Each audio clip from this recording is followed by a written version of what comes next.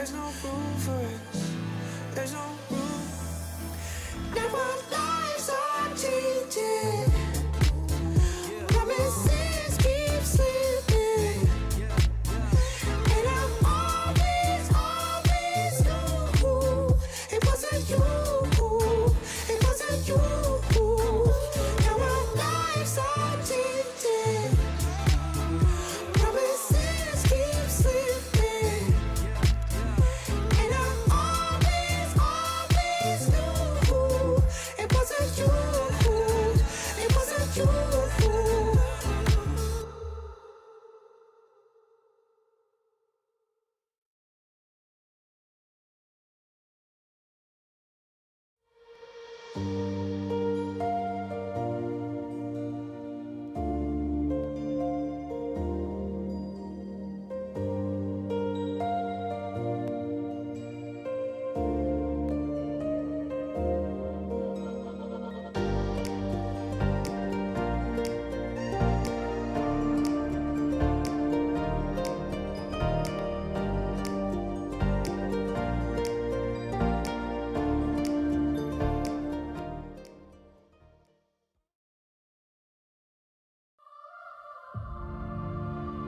Minus 10, 9, 8. We have a go for main engine start. We have main engine start.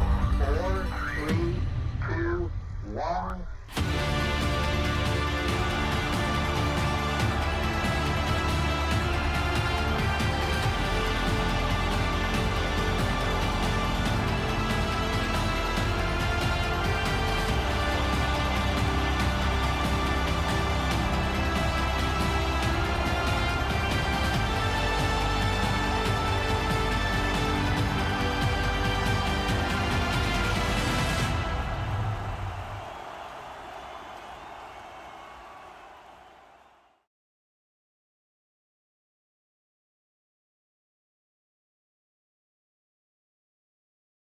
Hello and welcome everybody to the SSL Gold Cup qualifying series for Africa and Oceania as we wait to see what teams will go and get qualified to go to Rio at the end of this year. So far we've had the opening ceremony last night with our 4 teams, Morocco, Mozambique, the Seychelles and Tahiti. Everything is going well. We'll see what happens today on the water. As you can see behind me, there is a little bit of weather moving through. We are expecting some scattered showers, and we do have the possibility of strong thunderstorms at the end of the day. We'll see what the day brings to us. For right now, let's go and speak with Carolina. Thank you, Jan. We're just before docking out, and I'm here with Leonel from SSL Team Mozambique. Guys, you're always very colorful, very loud, dancing, singing, but today I saw you more, not maybe stressed, but more focused. Yeah, thank you. Good morning, everyone back home. Today we are just thrilled to be here in this competition. We are about to start right now. Some of our members are already there at the dock, already preparing the boat. We are looking very focused, and that's why we were a little bit more reserved and calm. We were doing a little bit of praying as well, just to make sure that, okay, the God Almighty is protecting us on all the way to all sailors as well, and all the staff crew as well. What do you think? What will be the key on the Lake Neuchâtel today to sail fast and in the top of the fleet? Do the littlest mistake at possible. The less mistakes, the better. So we are going to try to avoid mistakes and try to more focus on the start as well, and have like a good strategy plan. And we believe on our tactician. We already planned out our routine, how it's going to be the race and everything. So we hope to fulfill that. It's very successful today. And did you check already the forecast for today? Yeah, we checked. It seems a little bit quite chilled. That's why I have a little bit of extra clothing inside, just to make sure that, okay, we keep the body warm enough just to keep the trimming and grinding everything, but a little bit of rain just to spice a little bit. Nothing like a good rain here in Grandson. So as I heard a few days ago, you feel confident in more lighter winds, right? Exactly, but we have more surprises to upcoming. The last question, a little bit about your rivals, about the other teams. What do you think who will be your straight rival on the race course? To be honest, we don't have any rivals. Our rival is ourselves. We are just, because this is our first time, so we are more focused on performing well and finishing first and make sure that we go to Rio. That's the good plan, I think, the best plan. Thank you so much. It's the best plan ever. Thank you so much. Good luck. Fingers crossed for you. And yeah, good luck. Thank you. Thank you. Well, hello and welcome everybody to Grand Son, Switzerland for this qualifying series here for Africa and Oceania as we take a look at the match board so you can understand where we are right here. We are on the left-hand side in the qualifying series, as you see at the very top in Asia. Well, that's what we did the end of last year in Thailand with the Philippines and Oman already qualified. And now it's on to Africa and Oceania as we have Seychelles, Tahiti, Mozambique, and Morocco that are sailing here in Switzerland this week. And next week we'll have Europe, the rest of the European teams that will be here in Switzerland as well, qualifying themselves through the 8th to the 11th of June, and a little bit later on from the 14th to the 17th of July. So we still have quite a bit of racing that's going to be happening here in Switzerland. Sitting next to me right here, right now, is Robbie McCutcheon. Robbie, welcome. Good morning, Jan, and good morning to everyone listening and watching from around the world. Robbie is a sailor from Team New Zealand. He participated in the finals not our last finals, which was 3 years ago. Made it to the semifinals. And you are a TP52 European champion as well as a match racer. Yeah, that's right. Been sailing all my life pretty much, and fortunately got the opportunity to sail with the New Zealand SSL team back in Gran Canaria, and we had an amazing event, and like you said there, made it to the semi-finals. Yeah, that's a really good job. Obviously, a lot of teams were at that finals, and now we're going to have even more this year. So very exciting. Let's take a look at the day schedule here, Robbie. So as you see, we've had 3 races that are planned. The first one will be at 11. Second one should be 12:15, and then at 1:30 this afternoon, we should have our third race starting, depending on the wind and depending on what's going to be what's happening out there. Let's take a look now at the teams and do a little team comparison. If we take a look at the top left-hand side of our teams right here, we have Team Morocco, the Atlas Lions sailors. They are SSL ranked number 94, weighing in at 728.55. The weight limit for these teams is at 730 kilos. So you see they're 1.5 kilos away from the limit. They're going to have to be careful not to put on any weight this week. Yeah, that's right. And I'm sure there was potentially some dipping going on, some weight dips, just to make sure they were under that 730 mark.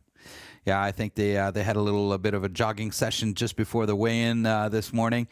To the right-hand side of that, we have a team Mozambique. They call themselves Gala Gala, and they are ranked SSL 102, weighing in at 707 kilos. And the captain of that team is Daisy Justino Nakil. I forgot to mention the captain of Team Morocco, which is Hakim Hasni. Bottom left-hand side of your screen, we have Team Seychelles. They call themselves Van Svit, and SSL ranked 105. The team weight 676 kilos. The captain of that team is Alan Julie, and they are actually our lightest team out there. And bottom right-hand side, you may remember them from the last finals in Gran Canaria. Team Tahiti, the Black Pearls, SSL ranked number 64th, so they're our best ranked team here for the time being, weighing in at 680 kilos, so a light team as well. And the captain of that team is Teva Plichard. Tahiti had a great story moving in through all of the qualification series and actually making it all the way up to, I believe, was the 8th or quarterfinals. So it was, a great team. They surprised a lot of people in their sailing. We're going to expect to see a lot more from them this week. Yeah, I do remember seeing them in Gran Canaria at the Gold Cup, and not only did they perform well on the water, but then also off the water they were a highlight as well. Yeah, it was a real good atmosphere. They brought this really lively atmosphere to everybody, and we had a whole bunch of pictures of that, and we had a bunch of videos. And obviously, as you see here on the screen, you can follow us on Facebook, on Instagram, and of course YouTube. Don't forget to go to our website, worldofsailors.com, where you'll find a whole bunch of more interviews and a bunch of fun things that you may not know about the sailors that are here this week for the African and Oceanian qualifiers. So now let's listen to the team national anthems, and we'll start with Team Morocco.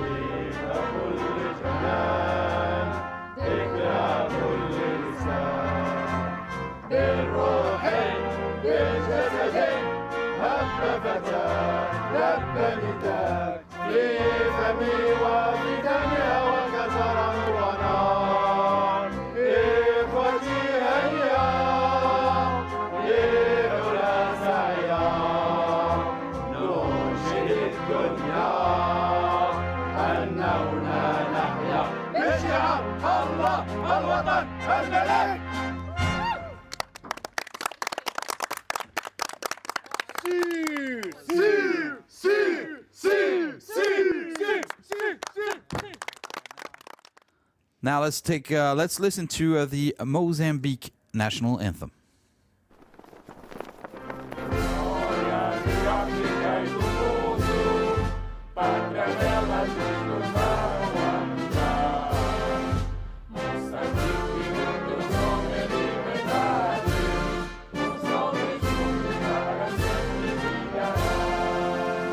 Moçambique, nossa terra gloriosa, pedra, pedra construindo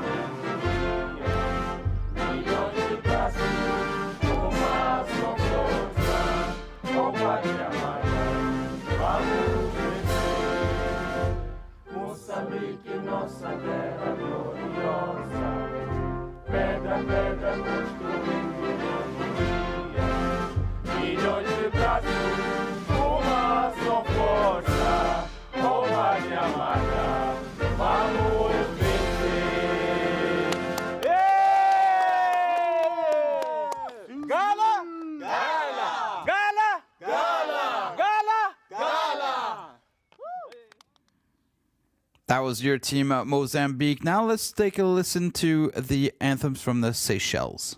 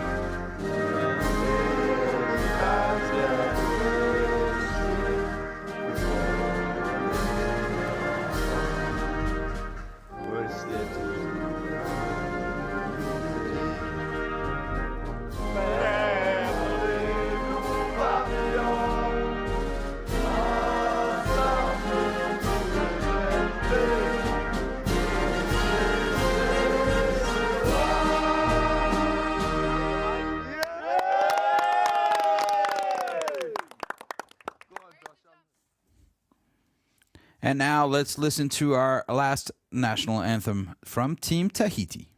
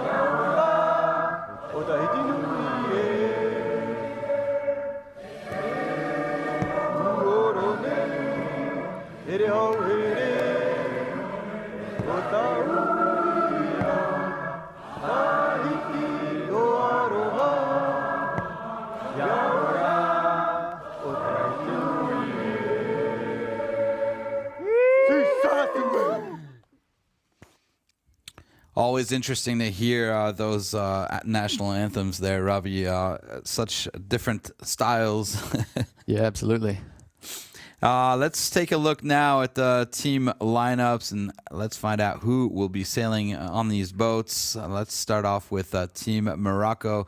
We have in the front as the bowman, we have Ali Doublali. Just behind him in mid-bow, we have Abdesamad Saoud.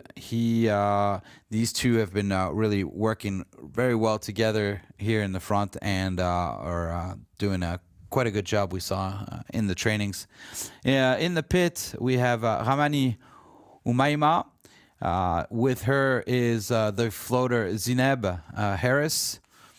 Right behind that, we have a very, very strong grinder, Mustafa Amzil. Just behind him, we have our two trimmers, starting at the top, number 5, which is Abderrahim Cherarajar.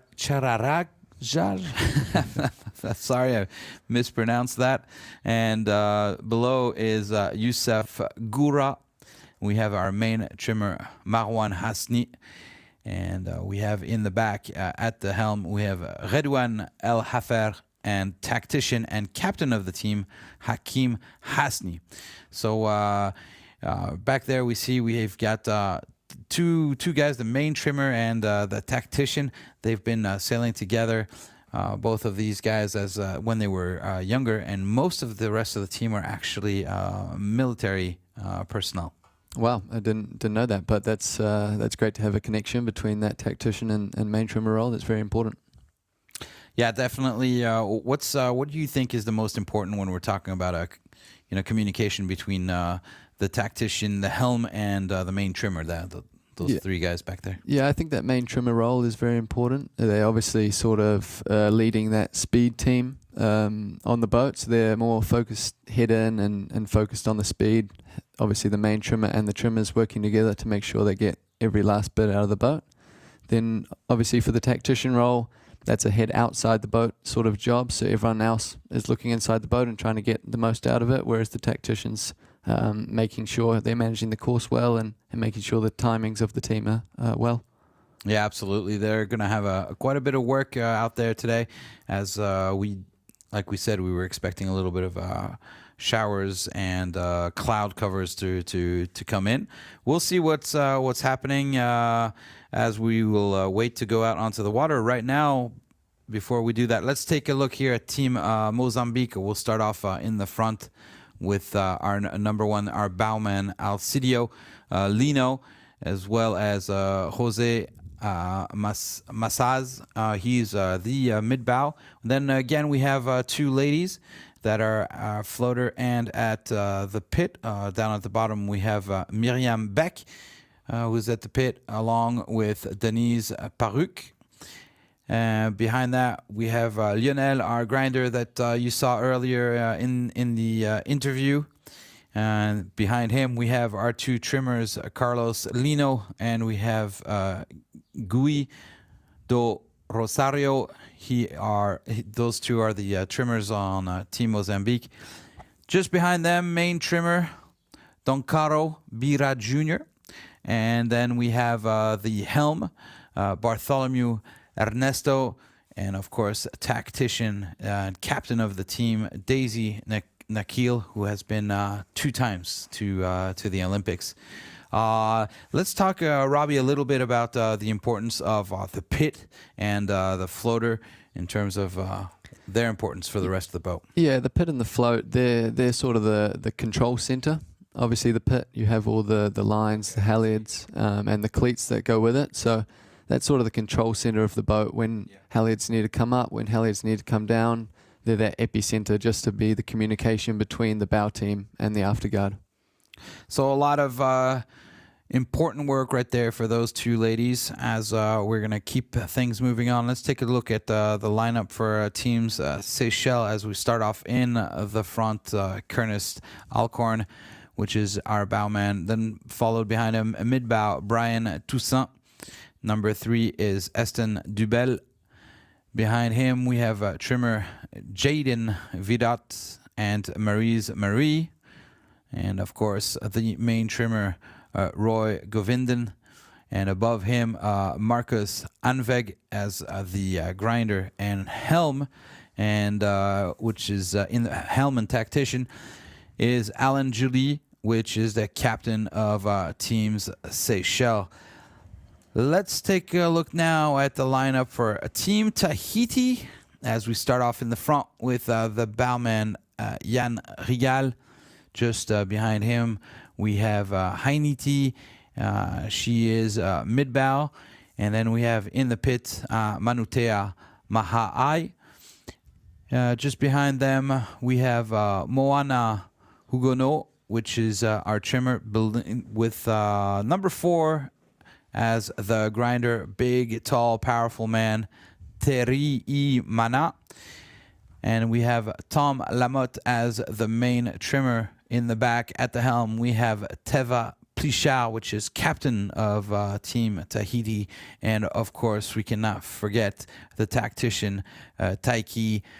And Taiki in the back, those two have been sailing together.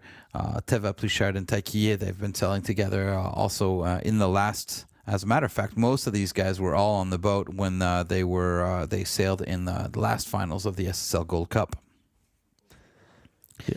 All right, let's take a look at the course animation right now. Explain to you what's going to be happening. As you see the starting line down at the bottom, boats will zigzag, tack their way up to the weather mark. They go around those 2 marks, then they come back down, and they go through the gates. They can choose the left or the right-hand side gate. Go back around the marks, and then back through the start-finish line. So they'll be going 2 times around. And depending on what the wind is doing, that weather mark can change. We'll explain that a little bit later.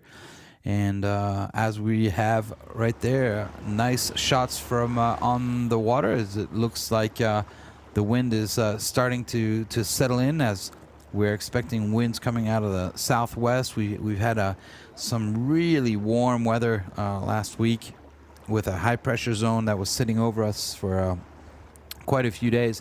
Well, now that's gone, and now we're getting some weather coming in from the southwest. So we'll see what that brings to us. Let's try to go and speak with Carolina and see what she can tell us about what's going on the water. Carolina, if you can hear us. Yes, hello Jan, exactly. At the beginning we're waiting for the wind, but now I see a little gust is showing on the race course. We have a few minutes delay. the teams are still preparing for the race. I see also the part of the short team is still on a boat. Last touches before the start, but I feel like very good energy here, adrenaline, and also if we're looking for the starting line, the teams are already doing the press starts. So yeah, probably the start will be the most important thing during these two races, because on the Lake Neuchâtel we cannot have any mistakes, no margin for errors. No margin for errors, that's for sure, and that's something that's really interesting about, as we see here, as we are on board with Team Tahiti, the Black Pearls. As you could tell, the weather forecast right now is rather light winds, but these boats, they really don't need much wind in order to be up at full power. No, absolutely not. They get up to power very quickly, and as you can see on the water there, it's very flat water as well. So you can expect these teams to get the most out of the boats and make sure that they're going fast in the right direction.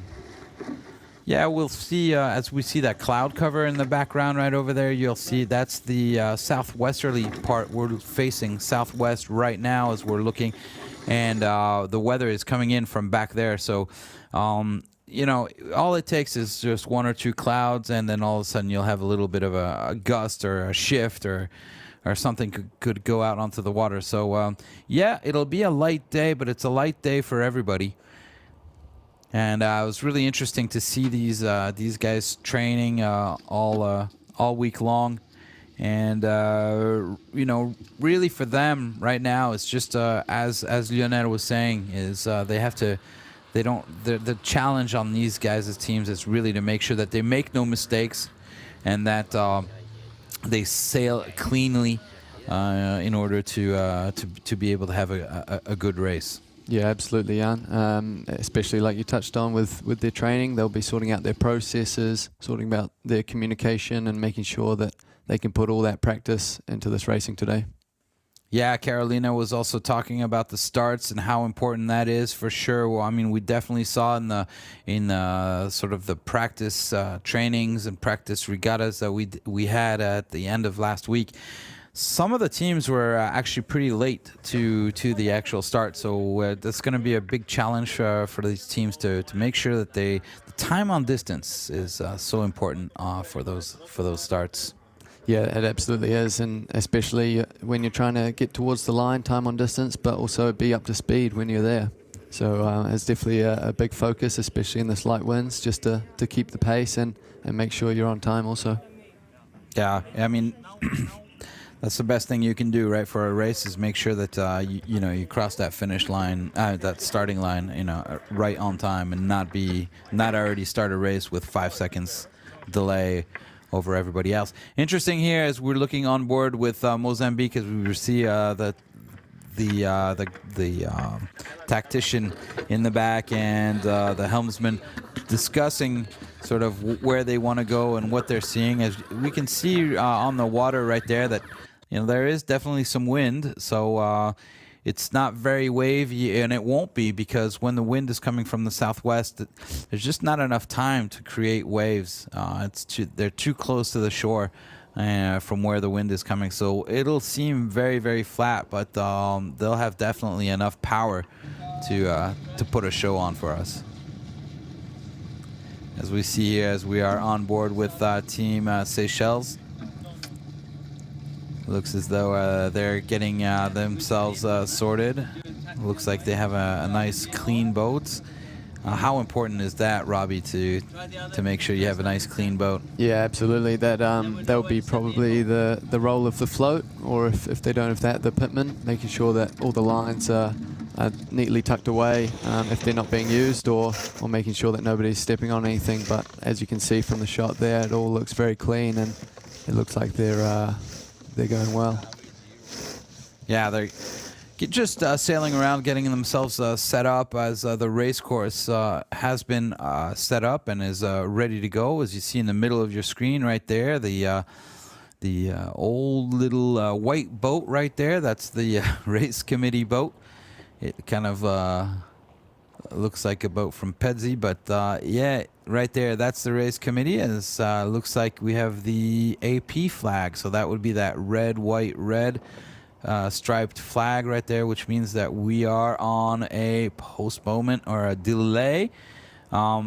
what reason that is for, I don't really know right now, but could be several different things. It could be the race course not being ready, or it could be anything else.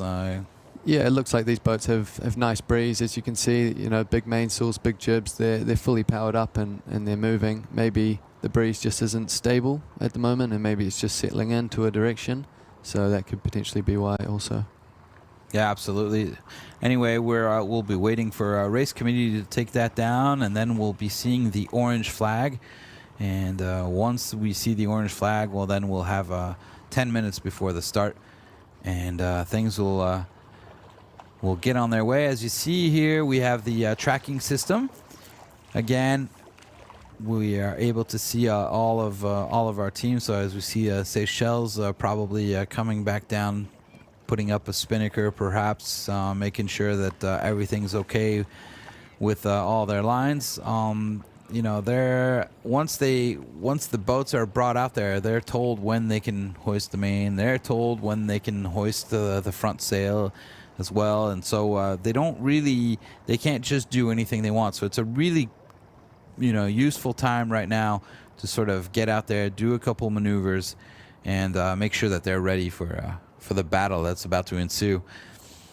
So watch the finals in Brazil, the road to Rio. This is the road to Rio, what we're doing right now. So everybody, the whole idea, what we're watching right now is a qualification series for the 4 teams that we just saw, for them to go to the finals in Rio. There's 2 spots open to be able to go over to Rio, to South America in November. Oh, look at that. The orange is up. So that's good. That means that we're going to get things underway here, Robbie, in any time. Yeah, no, exciting that the orange flag is up, and you can probably expect that postponement flag to come down. And they obviously, the race committee, think that the wind's in a stable position and we're ready to go racing. So as we see here, everybody is getting ready. We see the starting line right there, with our starting boat right in the middle. We have it's between the 2 motorboats is actually the starting line, as we expect the boats to not go too far away from where they are right now. We see Morocco is a little bit further away than everybody else, and in these light conditions, it's probably a good idea to start getting back to the starting line. Like we said, having time on distance, making sure that we get that start correct. Several of the teams have been having issues with that this week. Yeah, right. Well, it's a bit of a trade-off, right? They were both Morocco, Mozambique to get down to the starting line and be ready to get racing going. I just wouldn't want to see them miss the start. Yeah, no, for usual process, you go through and you make sure your hoists and your drops are all clean, but then also you need to do a bit of homework at the start line to make sure that you figure out which end of the line is bias, but then also get your timings like you mentioned. Yeah, so you want to give yourself a plan basically before you go out there sailing, and one of the first plans that you need to figure out is exactly where do we start on the starting line, because perhaps the wind will shift just a little bit, and there'll be an advantage to start on the left-hand side, or perhaps on the right-hand side of the starting line. So, yeah, what kind of things generally you looking for as a helmsman? You're pretty used to steering these big boats. Yeah, this opportunity just before the start, I guess, gives you that sort of vision of the course, and you can be head out of the boat and not so focused on the speed, obviously, because you're doing your homework on the course. You're obviously looking at the clouds and the weather and where the gusts might be coming from, but this time is a perfect opportunity just to keep your head out of the boat and sort of talk through the plan with the team. Yeah, so here we go. Now you're seeing 2 boats right there in your picture, one with an orange and a yellow flag right there. That's the pin end boat. So the starting line is between the flag right there, the yellow flag, between the 2 yellow flags on both boats. So you can visualize starting line between those 2 boats. As what a nice drone shot we have here. Looking at the Seychelles, they are sailing just above the starting line right there. So, oh, I just heard, sounds like I heard a little bit of something. So it's probably the AP flag that went down. There we go. If you look on race committee right there, we see that that striped flag, which told us we had a postponement, is now down. And things are ready to go. The next flag we'll be looking for right there, as we see one of our race officials has it in his hands. That will be the 5-minute flag. And as soon as that flag goes up, that will be the beginning of the starting sequence. Yeah, exactly. The 5-minute sequence there. I'm sure everyone on board will have their watches and be dialed into that time, but that's sort of your time to get set up and make sure you execute your plan for the race start as best you can. So we were talking about Morocco being far away. They've been coming back ever since, but they're still not quite there. So there we go. So Star Sailors League flag right there has just gone up. So those are the 5 minutes. And we'll remind you that the starting line itself is from the pole of the orange flag right there that we're seeing. And interesting that we were seeing the medium-sized sails that have been put on. So that means that in the front we don't have the biggest sail in the front, because they are kind of worried about storms coming through this afternoon. So they've decided to already put on a little bit of a smaller sail in the front. Yeah, that's right. And I mean, it's the same for everyone, right? So like you saw before when they were lining up, they've got plenty of power, and it's no dramas that they've got the medium jibs up because everyone else is on them. So it's all an even playing field, and these boats have enough power to get around the race course. Absolutely. All the boats are exactly the same. So as a matter of fact, they'll also be switching boats. We see 3 minutes, less than 4 minutes before the beginning of this first race. This is a really important moment right now for all of these teams. I can tell you they're very nervous all week long. You know, this is a big deal for all of these teams to be able to participate and perhaps get a ticket to go to Rio. It's something amazing, especially for 3 of these teams that have never been to the SSL. For example, here, Team Mozambique, as well as the Morocco and the Seychelles. So it's all new for them. It's an opportunity of a lifetime, really, for these teams to be able to show their country and to be able to hold the flag of their country proud, to be able to show it to the world. And so we're about to get this started. 3 minutes away. All teams have been training hard to get to this point right now, and we are less than 3 minutes before the start. This should be some really interesting racing. Let's see how these teams do. Like we heard, you know, all these teams, they're fighting against themselves. They're trying to make sure they get a really very nice, no mistakes around the race course. Yeah, that's right. And as we can see, the boats sort of tacking and jibing around that starting line. It's a bit of cat and mouse being played. You don't want to overplay your hand, but then also you want to make sure that your boat is up to speed and you're in the right positions with 2 minutes 20 to go. 2 minutes 20. We've got plenty of images for you, as we see here, this great onboard shot. We have got 2 cameras on each boat, and what's great is we can really hear the sounds of what's happening on the boat, and it'll get interesting as soon as we get to the windward marks, and we'll get a little bit of action.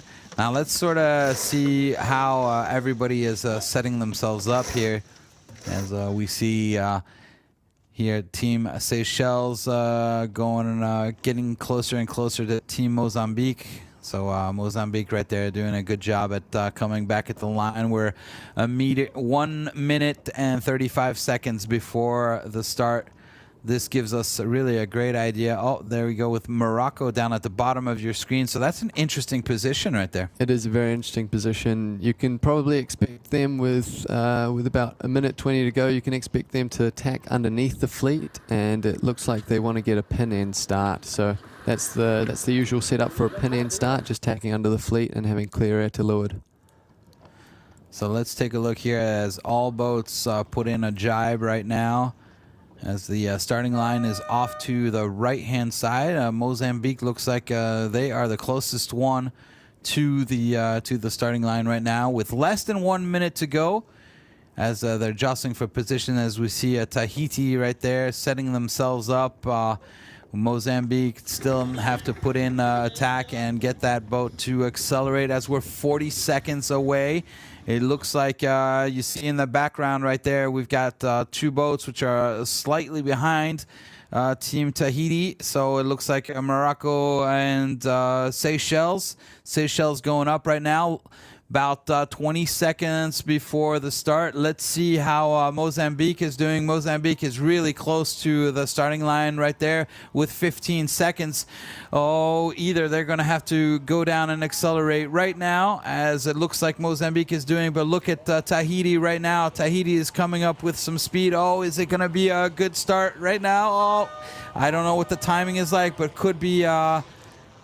could it be an individual recall right there? Oh, it just looks like Mozambique was a little bit too close to the starting line right there. They had to slow their boat down, and now it's a real catastrophe. Oh no, they went over the starting line. So drama already before the race even begins. So Mozambique now just has to come back down underneath the line and put in that jibe and get started again. So looks right now like Tahiti managed to get a really nice start with some great speed right there. Yeah, great speed and great time on distance, like you mentioned earlier. But obviously Mozambique, not what you want, too far advanced, and obviously had Tahiti underneath them and unable to move and kill that time before the start. So tough. We saw Mozambique really close to the line. They were obviously just a little bit too close, but I've got to give it to them. If they're getting an early start like that, that means that at least they weren't late to the line. So that's yeah, it's unfortunate, but I would rather see that than them getting coming up 30 seconds later. Yeah, absolutely. Race one of day one, so obviously the nerves and the excitement come into that as well. Yeah, for sure. Yeah, so we're looking at Team Tahiti, which remember has already participated and in the last SSL Gold Cup finals that we had in Gran Canaria. And so these guys have they know what they're doing there. I don't think that they have too much pressure on their shoulders. They want to sail well, and yeah, we'll see what happens. It's really interesting here as we have the three boats, so Seychelles, Tahiti, and Morocco, all lined up together. So nice speed right there for Morocco. And looks like Tahiti's stuck in the middle there. I don't know what's going on or why they don't have, they're having less and less speed. It looks as though they're just sort of falling behind. Why do you think that is? Well, it looked to me like Tahiti had the best start, but it is like you mentioned, they're sort of sandwiched up in between Morocco and the Seychelles there. So I think potentially some dirty air, some bad air off the Seychelles boat, causing the Tahitians to be a bit slower. Yeah, it looks like Morocco has got a really nice high mode being put in right there. And the Seychelles looks like they're in the low mode, so they're just squeezing Tahiti out of there. So Tahiti now opting to go off to the right-hand side to try to get some fresh air as they were stuck between Morocco and Seychelles. And we just saw Mozambique put in attack, and now they're coming back. So let's find out what's gonna be happening here. As you can see, it's quite patchy out there on the water. Interesting, tactically speaking, because this means that perhaps if they can see that a nice patch of wind is coming down and they manage to grab it, they could potentially really come back. Mozambique could come back into the picture. Absolutely. It is a tough day for the tacticians, but also a day that you see opportunity. So it's almost exciting for them as well as daunting, as you can see the puffs on the water. Yeah, I have the impression that Mozambique is getting quite a nice lift on the right-hand side of the race course, and it'll be interesting to see the cross between Tahiti and Mozambique over onto the right-hand side. Right now is a drag race that we're looking at right here between Morocco right there in front of you and the Seychelles just above them in blue. So these two guys are battling it out. But as you see right there in the middle of your screen, we've got Tahiti and Mozambique coming back together. So really interesting. Look at that. Mozambique managing to come back after an early start. Yeah, absolutely. They obviously were disadvantaged off that start line, but it looks like they've found a bit of pressure on their right-hand side, and they're really coming into Tahiti as we see the first cross between those two boats. Could this be a port and starboard situation here between Mozambique and Tahiti? So what are comebacks? Yeah, so obviously something's going on the right-hand side of the race course over there. There must be more pressure, and it looks as though the wind is turning off to the right. Look at that! Tahiti behind Mozambique. So Mozambique being pushed off to the right-hand side. Obviously it worked out for them. Look at that. Team Tahiti is continuing to the right-hand side. So Team Tahiti saying to themselves, oh, there's definitely an advantage going off to the right-hand side. Yeah, amazing from Mozambique. Tahiti, for me, had the best start, and Mozambique probably had one of the worst starts. So to see Mozambique come and cross them on that right-hand side means that something's out there on that right-hand side, which is exactly where Tahiti's going. Yeah, for sure. Looks as though Morocco has seen that as well, and Morocco is going back across. Are they going to be crossing in front or behind the Seychelles? Looks definitely like they are behind the Seychelles. Seychelles placing themselves well right there and giving some bad air off to Morocco. Perhaps Morocco having to move back off to the right-hand side. Yeah, we can see right there as the patches of wind on the water. It looks as though the two boats over on the far-hand side have got some nice pressure. And there we go, Morocco having to tack and go back to the left-hand side as Seychelles was putting in some dirty air into the Moroccan sails. So Morocco forced to go back to the left-hand side. And it looks as though that's the side which has the least amount of wind right now. Let's see what's happening. So Seychelles doing a good job right there at attacking over Morocco. Absolutely. The Seychelles positioning and the course management was spot on there. They don't want to be the furthest left boat and give too much leverage to the boats out to the right, but they did a really nice job of managing the Moroccans, who are sort of battling themselves out together. Yeah, we see right now, so for Morocco, that is what, the first, second, third, fourth tack for Morocco? Yeah, that's costly. And just on board what's here going with on here? Tahiti, an issue of some sort. Well, yeah, what's going on with Tahiti right there? Hard to see. Yeah, very slow. It looked as though the main sheet gave, and they sort of had to flap the main sheet for a while. They'll take a while to build speed again and get back up to There we go. the pace. Trying to get a little bit of a momentum into the boat. As we see the runner off the right-hand side right there coming into the picture.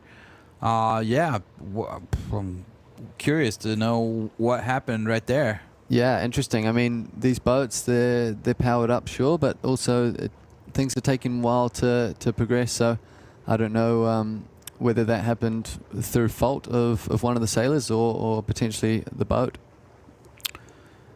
Well, we'll find out. We don't know right now exactly what's going on, but Seychelles right now is in the lead with Morocco following just behind them. Mozambique about 200 meters back from the leader, and Tahiti is 400 meters back. So what's going on here with Tahiti as some sort of issue with the mainsail on Tahiti. It looks like they're still 400 meters back, so it's looking like they're not dropping it, or they're not losing any more than... Yeah, that's right. I think they're back up to speed, but as we can see on our screen here, it looks like Morocco have tucked into a beautiful left-hander, and they're gaining a lot of position and a lot of distance on the Seychelles, who are currently leading. As you can see, all the sailors on board the boat down to leeward there, so they're obviously trying to make the boat power up as much as possible and get the maximum speed out of it. You can see the Seychelles in the distance. They're just on their left hip sort of just hipped up on that left-hand side of Seychelles. So any pressure or any shift out to the left, the Moroccans will gain. Yeah, a bunch of things are going on right now on the race course, as I'm getting messages, and it looks like it definitely right shift. And oh, I'm seeing something, fishing net for Tahiti. Could they have run into a fishing net? If that is the case, or perhaps they had to avoid a fishing net. There are not too many fishing nets here in Switzerland, but Tahiti being used to doing a lot of fishing over in their part of the world, I'm sure we're not expecting to find a fishing net in the middle of the race course. Remember, these race courses just happening here on the lake. The lake is not closed; everyone can use it. And there are fishermen in Switzerland which live off of the few fish that we do have in our lakes. And I really hope that they didn't get caught up in anything. Yeah, that's very unfortunate for the Team Tahiti, but it looks like they're back up to speed now, and they've solved whatever issue that was. As we can see on board, beautiful shot as they're going through the tack. You can see all the crew working hard there just to make sure they get the most through the tack, but then also their exit and a speed build out of it is maximized. So we'll definitely have to get some information on finding out what's happening. But it looks right now as though Tahiti has got some good speed.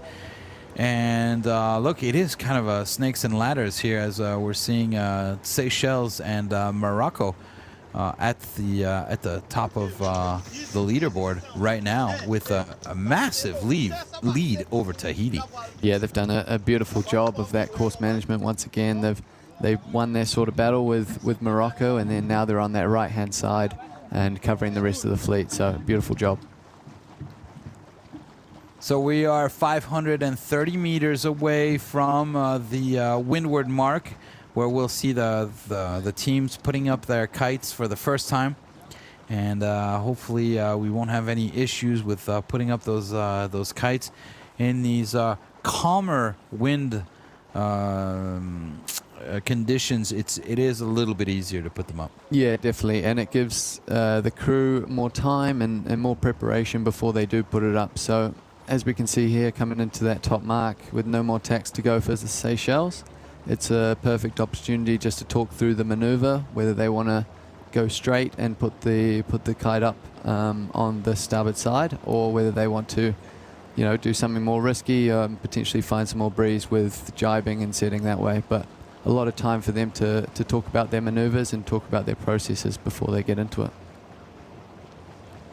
As we can see, that yellow line on the screen on the tracker there, that is the ley line.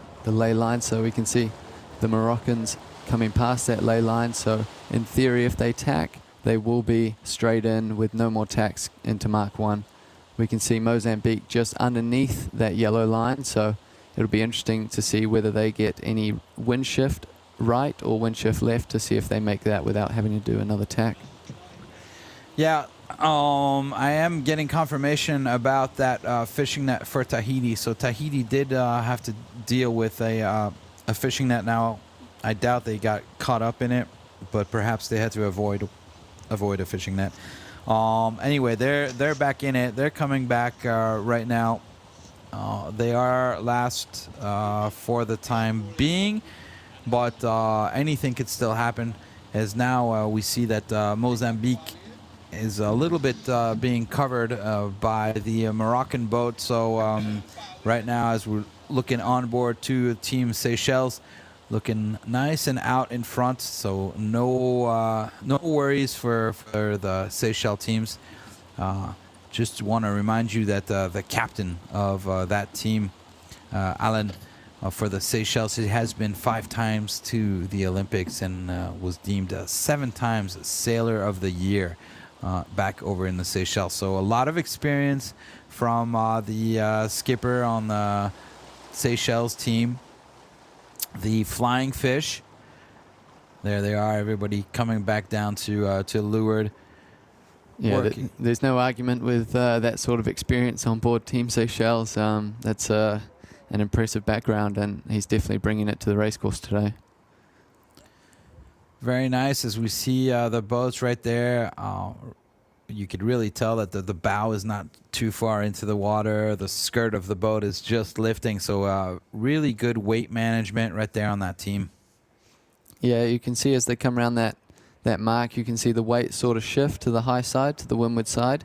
That just helps the bow come around and bear away without having to use too much rudder, which in these light air conditions almost acts as a handbrake if you give it too much or if you're steering too aggressively. We can see the trimmer right there as she is getting ready to hoist the kite. And everybody right there, you can see the kite now coming out. The pole has come out, and slowly the number one right there is bringing the kite out. And we see the grinders right there doing a good job at already putting the kite up, as we see it sneaking up to the very top right there as they go around the offset mark. And it's going to be a first hoist for Team Seychelles. Looking a little bit slow, this hoist. I think they're not in the right gear. Yeah, it looks to me like the grinders are spinning hard, but potentially that winch isn't spinning Quite as fast there. So they're just getting the kite set now, but having issues also with the halyard, just trying to get that in we the just lock. saw the kite right there dropping. Like, remember, ladies and gentlemen, what we were talking about when we started off this race. These teams are really competing against themselves, making sure that they make no mistakes and go around smoothly across the race course. So we saw right there, good things for the Seychelles that they were out in front, because they were already in the wrong gear to hoist the kite. Yeah, it gives them that benefit of time. Like you just mentioned, as we can see there, they're just about to go through the jibe, very slow and very, very controlled by them. They've got a lot of time, like we mentioned, so patience on board is very key. There we go. As Team Morocco now has just gotten to the weather mark, as they are about to put up their kite for the first time. Oh, look at this. Looks like having a tough time on the Seychelles boat getting that kite to fill up right there, as we see Morocco. And look at the kite on Morocco right there, going up a little bit faster. So it looks like Morocco has found the top gear, and we could see that that winch turning nice and fast over right behind the grinders right there. Yeah, there was a down speed maneuver there by the Seychelles to jibe and get across, but they obviously needed to do that. As you can see on the picture, there's a bit more puff in the aft ground, in the background there. So I'd say you'd expect them to be sailing towards that. So it looks very, very patchy, and not very much wind right now, as the boats have just been able to put up their kites. And now we're putting a jibe in on the Moroccan boat. Want to make sure they get that sail across the forestay and not wrap it around. That could be another problem with these light winds. It's so hard, actually. It's a little bit harder to do the maneuvers when it's light winds than having a nice 8-10 knots. Yeah, absolutely. It's definitely less smooth. You know, if you don't have enough power to get through the jibe or pull the kite around, then it takes just that little bit longer to build that speed and get the breeze in the sails. Mozambique now arriving at the weather mark. As they're going closer and closer to the offset here. We see Lionel, which is the main grinder on Team Mozambique on the right-hand side right there. He's getting everything ready. And I think one of the girls was getting it all ready. As you see here, they're holding it down. And really, these two guys, they're fighting in order to keep the spinnaker from going up behind. And what they've been working on really all week long is to make sure that spinnaker sneaks up the backhand side of that jib and doesn't get full too quickly. Yeah, absolutely. And you can see there that kite's sort of disrupting that foresail, that jib as well. So that all these things sort of affect the flow of the boat and ultimately the boat speed. So. And it looks like Tahiti managed to put up their kite a little bit before Mozambique. Yeah, that was slick. They and it looks full as well. So they've got nice full pressure coming into that Mark II. And to be honest, I'd expect Tahiti to jibe around this mark and head for the same pressure these two front boats are going. So right now, let's take a look at the jibe being put in by Team Mozambique here, as the danger is that it gets wrapped up around the forestay. A jibe also being put in right there by Team Tahiti. Tahiti managing to put in that jibe just a little bit faster than Team Mozambique, using the speed that they had already as an advantage for them. But it really looks very, very light. I'm wondering if this race is going to actually continue. Yeah, it often happens that when the breeze dies out and the boats aren't sailing too fast in the direction they want, it can be abandoned and reset again. But as you can see here, looks like the Seychelles and Morocco are just finding a bit more pressure up in the front and on that right-hand side as we look upwind. I'm seeing perhaps a Charlie minus and green. So Charlie minus, that means C flag, which is going to be coming out, which means that there's a change in the length of the race course. And if it says minus, well, that means that the race course is going to be shorter. And if it's green, that means it's going to be moved to the right-hand side. Absolutely. So that's the race committee understanding and recognizing that we have a right shift and right pressure. Also the lack of breeze and with the boats not going as fast, the shortening of the course just so they get around the course in good time. Right. The objective is a 45-minute race. And so race committee is allowed to change the length of the race course and the orientation of the race course in order to make sure that we can stay within those 45 minutes. Yeah, that's right. The race committee obviously notice something different, and I'm sure these teams will be agreeing with the decision to shorten the course a wee bit, and also with that right shift expected to come in, then it'll be fair racing for everyone as they round this gate. Yeah, as you see all the teams right there staying down low, trying not to move, trying to not shake the boat around, making sure a lot of the weight is far forward so we can pick up the back of the boat and the skirt of the boat and have less drag. Yeah, that's right. And as you saw in that picture there, it looked like the float was cleaning up the boat, which is what you mentioned earlier, Jan, about having a clean boat on board. And you know, with these calmer conditions, you have a bit more time to do things like that. But as you mentioned, making sure that your weight movement is together and making sure the skirt of that boat is ideal. As you see in the background right there, you saw the castle of Grandson. That's where we're staying at right there on the top right-hand side of your screen. It's this year they're celebrating the 550th anniversary of the Battle of Grandson, so it's a big year. Wow. In Switzerland, there's many castles all over the place, and so it's a pretty important date for Grandson and its castle. Just a little bit of history while we're taking a look at these boats cruising on slowly but surely on their way down to the leeward gate. And it looks as though all teams, there it is, there's the castle on the right-hand side. It's a beautiful, beautiful castle that everybody can go out and visit. And it is pretty amazing to be able to sail in front of the Alps and in front of castles for sure. But let's get back to our boat. Let's take a look here at the positioning, Robbie. Interesting how everybody has decided to go up to the front of the boat.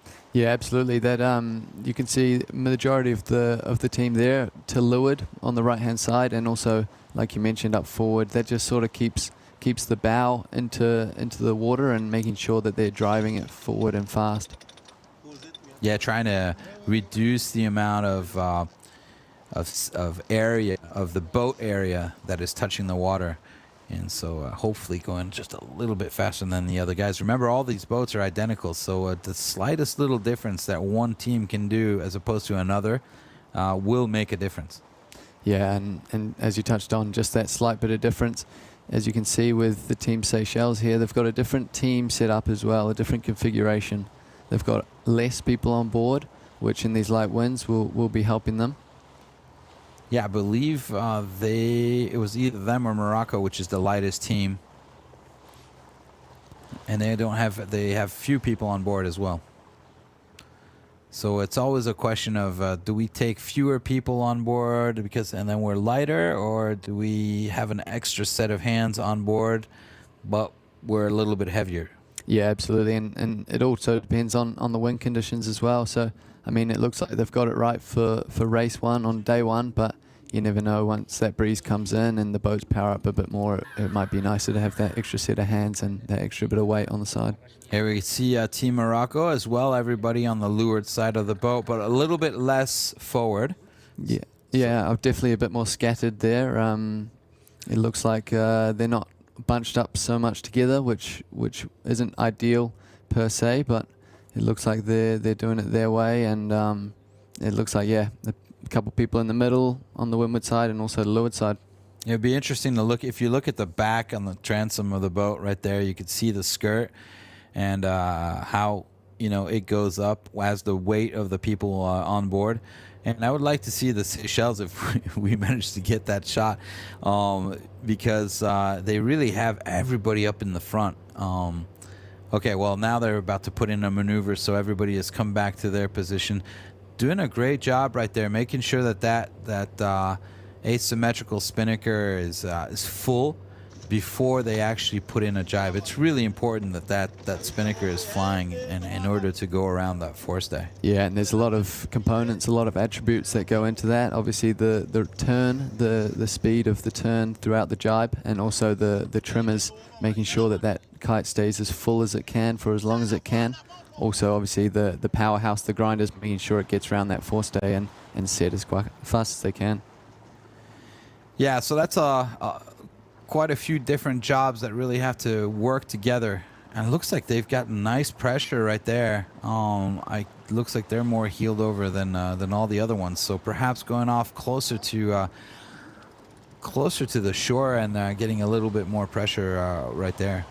Yeah, and that'll be that right shift probably come into it as well. So they're obviously on starboard tack at the moment, having an issue with their main battens, trying to pop those. But yeah, they obviously centered on that long jibe, that port jibe with that right shift that came in. Yeah, they've shaken the mainsail and making sure that those battens at the top. I think we can see that the one at the top hasn't popped. If you look at the white lines on the sail, and it's important that they get that batten right up there, that one right there between the star and where it says SSL. It looks to me like that batten hasn't popped. So basically, it's inverted and it's not carrying, it's not pulling. Yeah, exactly. It's almost acting as a wind break. It's filling on the other side, which obviously has the adverse effect to when the sail's full on the side that the breeze is coming from to windward. Yeah, really interesting about how to set up your sails in these light wind conditions, and also the angles at which they have to sail. Like you see right here, they've gone much further than the ley line, and that's because they're really working on their speed and not so much going down towards the gate. Yeah, absolutely. Downwind with the kite up, you obviously have your range, and if you're low, you've sort of got that power already from the breeze. But as we can see in these light conditions, they're trying to hunt up and steer up and point closer to the wind to make sure they get more power out of the sails and out of their boat.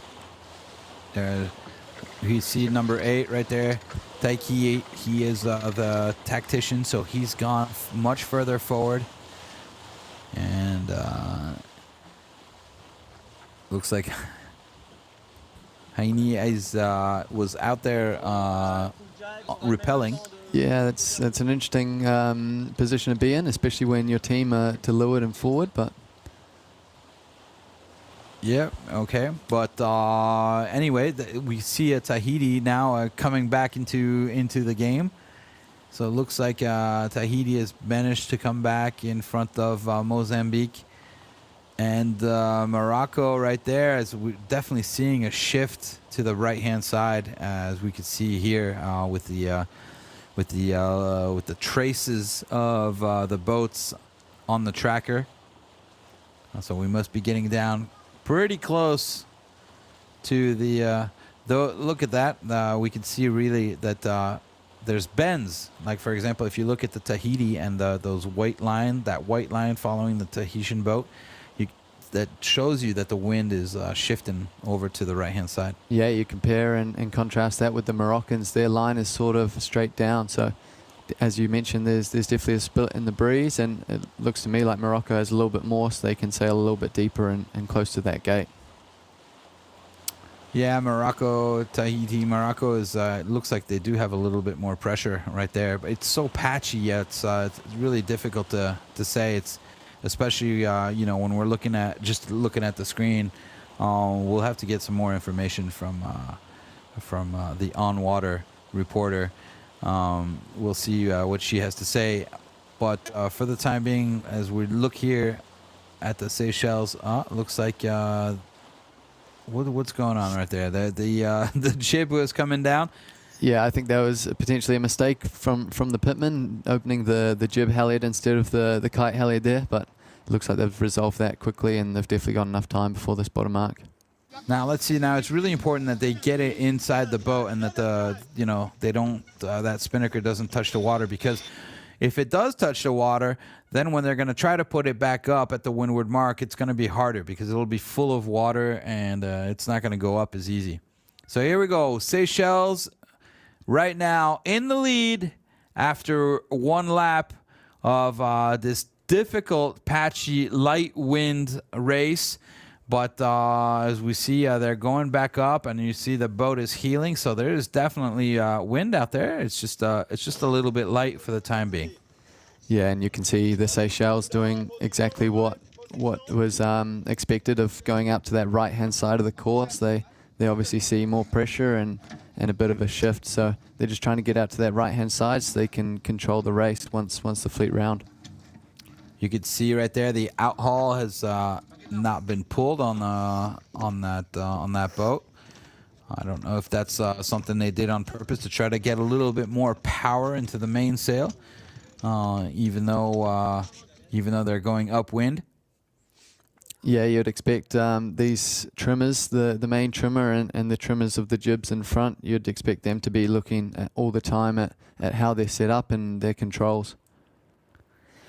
Look at this right here as we see Team Tahiti and Morocco coming in close to one another. Morocco has the right of way, but it looks like Tahiti is managing to now pass in front. So Tahiti coming back from fourth place and now into second place. Snakes and ladders is the name of the game. I think all week long we're going to be seeing this. So really interesting racing, and I can only imagine what the people back in Tahiti are feeling right now after seeing their team coming, having the best start, being the last ones at the windward mark, and now managing to come back to second place. Yeah, an emotional roller coaster. Exactly, emotional roller coaster. They've done a beautiful job on this downwind to pass the two boats in front of them, and as long as they can keep the speed and continue to advance towards the Seychelles, they'll be in good shape. So we're hearing right there. You can hear some horns being beeped down on the race course, and that's obviously telling them that there has been a change. And it is, yes, exactly, a Charlie minus. That's what we were seeing in the chat, and apparently that's what it is. Right now we're at 0.6 nautical miles. That's the distance that we have of the race course. So a pretty small race course. And because they're changing that windward mark, it's actually going to change in color. As you remember, we just saw two yellow marks. Now we're going to be seeing a pink mark. And that pink mark means there is a little bit of a change. So let's take a look here as a spinnaker on Tahiti is not inside the boat, but it's not in the water either. So it's lying on top of the deck. Yeah, it's still safe. It's on the top of the deck, as you mentioned, so it's safe and means that all the crew can do their jobs to round the mark. The kite's down and it's not got any water in it or in the water, so it's all safe and ready to go upwind.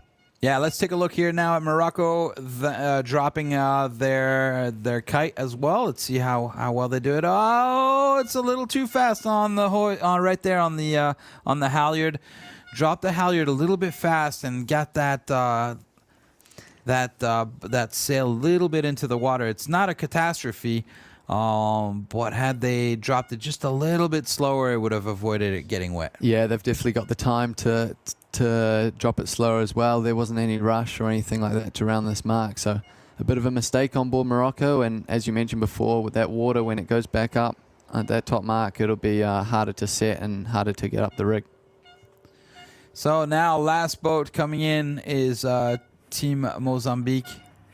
As they're slowly making their way down, it looks like the angle they have to sail is very low, and so therefore they're having a hard time keeping their speed up. Now let's see, because Mozambique here could definitely catch up to Morocco if they put in a nice drop.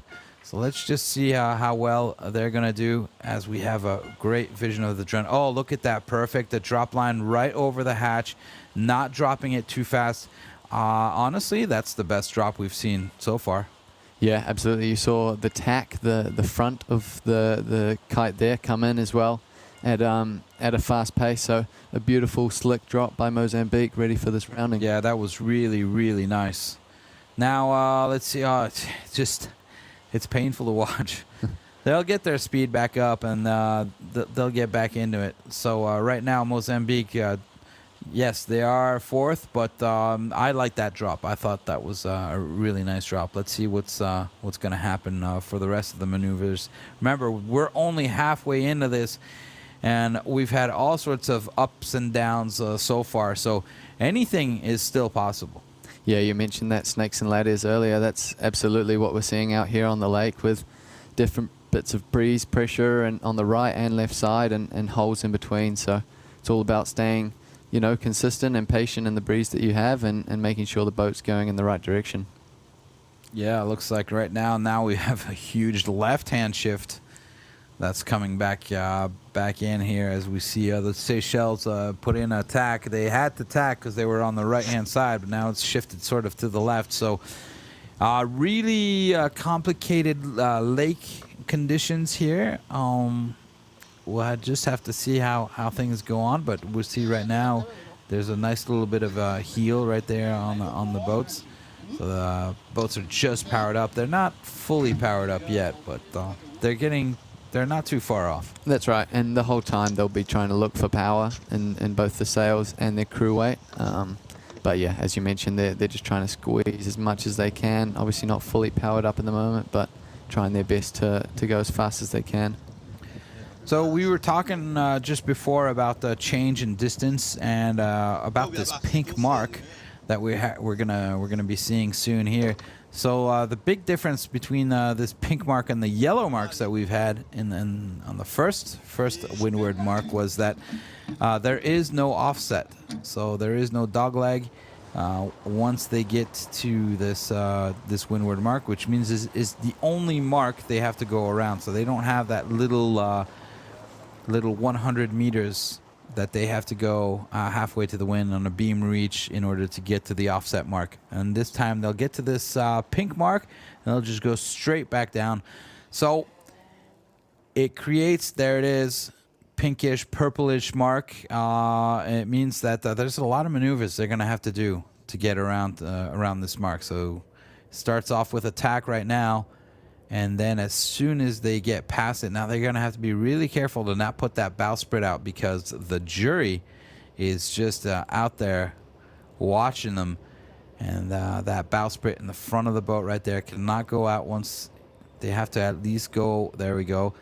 At that moment, they can take it out. So yeah, exactly. It's when the boat passes 90 degrees to the wind. So as you saw, the bow of Team Seychelles there came down below 90 degrees, and that's when that tack and that pole could go out of the front. Now we see here that the spinnaker is coming off the back of the sail right there. So that's not ideal. It's you could totally do it in these light wind conditions, but ideally you'd want that spinnaker to be sneaking up really just behind the forestay. Yeah, that's right. That just gives the kite its best opportunity to go up the rig, but then also not get blown away to make it harder to actually put up there. So the grinder's doing a good job and making sure that kite goes to the top of the rig and get that Jenica flying. Yeah, it's really the job of the bowman, the number 9 right there that we see in our picture right there, for him to be able to hold that sail and have it sneak almost all the way up to the top of the mast without it actually catching any air, so that at the moment the order goes into to fill up the kite and to drop the jib, bam, Absolutely. the kite fills up immediately. Yeah, it should all happen at one successful moment. So let's take a look here at Jan Rigal right there. He right there. You'll see what I'm talking about. You see how he's holding that sail in right there, and it's really, he's making sure that it's sneaking up close to the front right there. As you could see inside the sail, he's doing everything he can so that sail stays forward and doesn't get filled up until eventually he lets it go. And once he does, and the spinnaker's up top, then the order comes in. You know, they'll say something in French like "tête," and then they'll drop down the jib. So there's a whole coordination and that takes place, and it's great when there's lighter winds like this because you can really see what everybody's doing. But good job right there by Jan Rigal putting up that spinnaker. Yeah, as you mentioned, the Tahitians probably have the most experience out of these 4 boats, and you saw it on display there. Beautiful set in light and tricky conditions. So they've been working on these sets all of last week, and so I'll be really interested to see right now. Let's take a look at Morocco and how they're going to do their setup. And it's a good opportunity for us to be able to analyze and to explain to you folks, exactly what everybody is doing on these boats. Robbie, don't hesitate to add anything with your keen eye. No, it looks like everyone's sort of anticipating that top mark. It looks like everyone knows exactly what they should do, and they're in the positions that they need to be. As you can see them turn around the mark, and those grinders go to work, and that winch is spinning hard. So they've all got their jobs to play, and making sure that the kite goes up in a nice fashion, similar to how Tahiti did it before. And it looks like that kite is gone up quite well. Yeah, it's faster than the last time. And there we go with the jib dropping, and that's really important that they drop that jib really quickly. Because it's not so much about getting the whole jib down to the very bottom. It's just really about the first 3, 4, 5 meters where we need that front sail to come down so that the air can go into the spinnaker. Absolutely, yeah. And fill it up. It's all about that flow. And the kite's the biggest sail on board, so you want to make sure that that's got as much flow and as much air as it possibly can on the boat. And the jib just acts as a hindrance if that's up in front of it.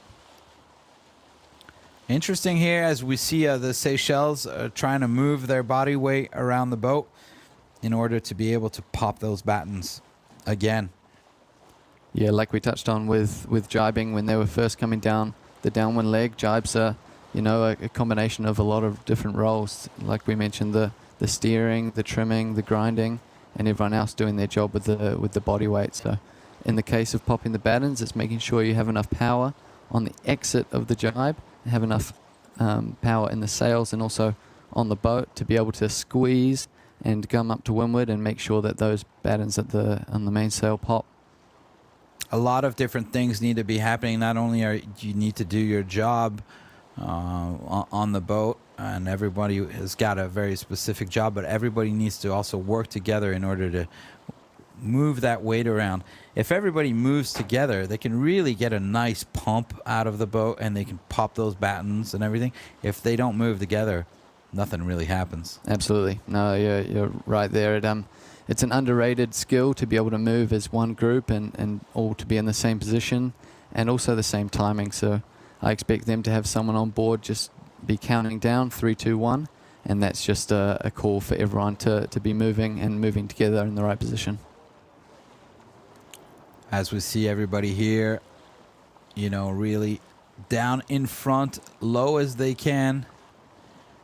Right now, just keeping that that body weight out in front. So sometimes you're going to the leeward side, then back up to the windward side. You know, trying to, like we said, get those battens. But right now, the idea is okay. The boat is has got some good speed. Let's put the weight in the front. Let's get the back of the boat to pop out of the water, and until we do the next maneuver.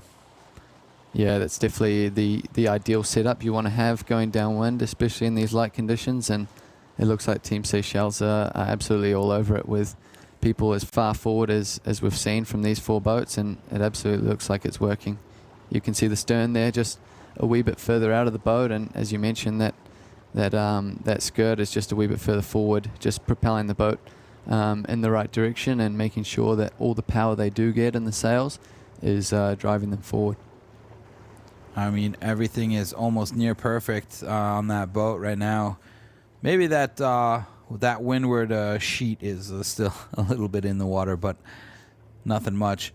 It's interesting as we take a look at on that last shot, we could see the different placements of where everybody was, and we definitely see. I saw Morocco sort of again. Everybody sort of middle back. So right now it's Right now we're coming up to 220 meters to the finishing line. There we go. We were talking about everybody moving together, making sure they can pop that batten. So that's what they just did right there. Yeah, you can see that although we're talking about moving the weight and moving it together, it looked to me like on the exit of that jibe they moved a little bit too high. Too high, a little too much power. Exactly, just too much body movement to windward, which caused the boat to actually heel in the opposite direction, which is definitely a handbrake in these light conditions. It's it's really hard. Oh, look at they're definitely talking over there and trying to figure out what to do, but it's difficult conditions to be sailing in really light winds like this. You would think, okay, light winds, less to do, but there's just so much to do because you have to work so hard for those sails to be nice and full, and for everything to work at the correct speed. And yeah, absolutely. And we mentioned it before, you know, there's nerves, there's excitement for race one on day one, but in conditions like this, you just need to be able to hold your nerve and be really light on your feet. So here comes the last jibe right now for Team Seychelles, as they are less than 100 meters away from their first victory here, as we saw the pin end right there with the checkered flag pin. Buoy right there, as the Seychelles is about to go across the finishing line here for their first race, bringing home 4 points. Team Seychelles doing a great job sailing in these very tricky conditions. Yeah, really well done from the Seychelles there. A full credit to them, and it looks like they're very, very happy with it as well, which is absolutely deserved. They sailed a great race with the course management, but also kept the boat going forward, and that's just a testament to them coming in first to this finish line. And here we go, second boat to come through now, Tahiti. Wow, what an up and down race for Tahiti, with getting the best start, and then all of a sudden something going on the first windward. We'll get some more information and find out what that was exactly, putting them back to last place, and now managing to come back to second. So eventful first race right here. So Tahiti just coming across right now, and of course we've got Morocco, Mozambique just a little bit further back. Yeah, Team Tahiti will be probably happy with how that sort of race finished up. Obviously that start wasn't ideal for them, having to dodge something, but they've finished up in a good position, and they can definitely take the confidence of coming back and working their way through the fleet as the course goes on. So well done to Team Tahiti for getting a second place and 3 points. Yeah, absolutely. And now on board with Team Morocco right now, still moving very slowly inside that boat, trying not to shake it, just making sure that they keep the boat moving. Looks like there's less and less wind, but this race is definitely going to be continuing, as the first boats have already crossed the finishing line, so it's not like they're going to stop the race right now. And as we see Morocco getting down towards the gates, so that buoy, it doesn't matter, we're not using that buoy right now. That was the 2 gates, as we see them just going past that and trying to make it to the finishing line. Yeah, it's good to make a note of the body weight as well. It's contrast to how the Seychelles were sailing. As you can see on board, they've got a couple people in different places, and the weight's not so tight together, and you can just see the back of their boat is just sort of dragging just that little bit. Yeah, absolutely. They should be further downwind and in to the front. As a matter of fact, you can see the bow right there just slightly picking up off of the water. So, yeah, they can improve that for sure. But doing a pretty good race here, coming in 3rd place. So it's tough with these light wind conditions right now, but it was the same thing for everybody. So we're just waiting right now for Team Morocco to come across the line right there in 3rd place. So Seychelles went across the line in 47 minutes. So we had a goal of 45 minutes. So that's not bad. Congratulations, race committee, on doing a good job calculating how to shorten up that distance. So there we go. Morocco now coming across the line. As we can see, Mozambique in the background there. It was just a little bit of too little too late, I think, for them. They sort of found the puffs early, and they were definitely in the hunt, but sort of seems like they were just getting pushed back a wee bit in the fleet as they were going around. Yeah, Mozambique, I'm looking at the way they were sailing. For me, they're sailing very low as opposed to all the other boats. And you could tell by the way their spinnaker was sort of just really eased. Now it looks like they're sort of heading up a little bit higher, and they've got better speed. Yeah, as you can see, the kite there, it's just curling around the front there. So the trimmer's doing a good job of making sure that there's enough flow and enough ease in the kite sheet just to be able to curl that front edge round, and making sure that kite is trimmed as well as it possibly can be. And now we have Mozambique now coming across the line as they go past that yellow marker for the lower gates, and we see them arriving here into the finishing line. As you see the checkered buoy off to the right-hand side, indicating the right-hand side of the finishing line. To the left is the race committee boat. And Mozambique now coming in 4th place here on race number 1 on day number 1. So light conditions. Yeah, lots of maneuvers and lots of crew work making the difference in this race, especially in these light, calm conditions. But all boats doing a good job to sail around the course, and congratulations to the Seychelles for taking race 1. Robbie, I've got some news. We have Carolina, which is on boat Tahiti. Carolina, what's going on? Hello, Jan. Yes, I'm with the Tahiti boat right now because despite the SSL Tahiti didn't win the race, they really deserve to say the story about this race because you catch up like made up tenths of the meters. The start was pretty good, but after that you just make a tack, go to the right side of the race course, and what happened there? Yes, we had a good start and we couldn't get the speed that we get used to it. And we tried to find the problem. It was not because of the sail, so we say, okay, it might be on the keel. So we did a tack to make sure that we are clear with the opponents. And then we checked, and we had like a really, really, really big piece of, I don't know how to say that, seagrass. Yeah. So we decided to stop the race, to reverse the boat, to take it off, and then it was better. Yes, from the last position to the second one, and basically at the end of the race, it was very close to win even. So as we talked yesterday, this tactical brilliance, but also on the race course, Lake Neuchâtel is a little bit surprising us today as very weird shifts on the race course.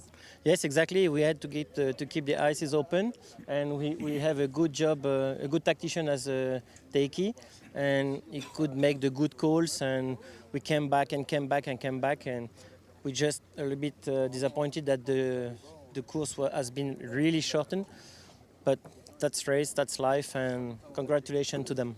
And the atmosphere is tense not only due to the weather, but also I think like between the athletes, and the atmosphere is tense also on board. I saw you like shouting a little bit after the finishing line.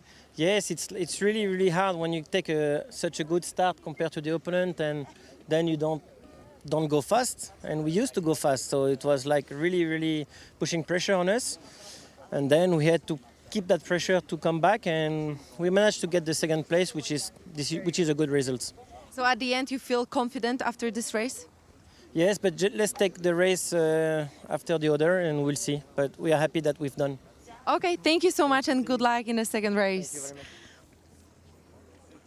Thank you, Carolina. Yeah, exactly. So, all right, I honestly, a fishing net, they would have been caught up in it. So it makes sense. A little bit of seagrass right there in the keel and slowing them down. Yeah, one step, one race after the other. That's exactly the mentality you got to have. Yeah, absolutely, and that explains a lot. You know, they had a great start, but they were struggling to find that speed, so that explains it. But like you said, the mentality is the right way to go. This is a long series, a long qualification, so just making sure they take one race at a time and making sure that they're up to speed and sailing the boat as well as they can be. And you know, Robbie, in this group right here, it's a little bit particular. We're gonna have two people. There's two spots to go off to Rio. So really, it's just a question of just making sure that you're regularly up in the front. Yeah, exactly right. And as you just mentioned just there, the second place. I mean, second place in a 4-boat fleet with 2 qualification spots on the line. That's a keeper. You know, that's a race that you're happy to have in the bank, and there's no dramas, no need to change anything for race 2. All right, so here we go. You see the points right there. So the Seychelles with 4 points, Tahiti with 3 points, Morocco 2 points, Mozambique bringing up the rear with 1 point after 47 minutes of racing here in race 1. Yes. So we'll see what's going to be happening as we wait for some information from the on water. Apparently, we have. AP is back up onto the water, so it looks like as though race committee has decided to wait just a little bit, perhaps to get some better wind conditions. Yeah, I'm sure the race committee will be monitoring and looking at the breeze and where it's coming from and how much they have. So I guess this AP just gives them a chance to reassess and potentially set up the course in a different direction. Yep.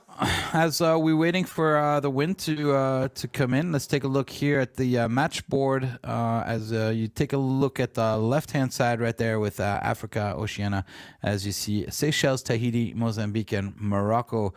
Right now here qualifying from the 2nd to the 4th of June here in Switzerland. And just underneath them, you see the rest of the qualification series that's going to be happening here in Switzerland.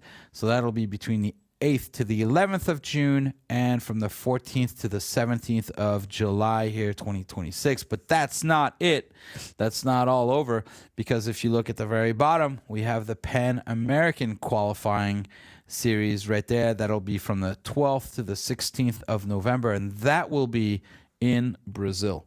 So once we have finished all of these teams and everybody has qualified, then we will finally have the draw, and we'll find out which teams will be going into what pool, and then we can get things started over in Brazil.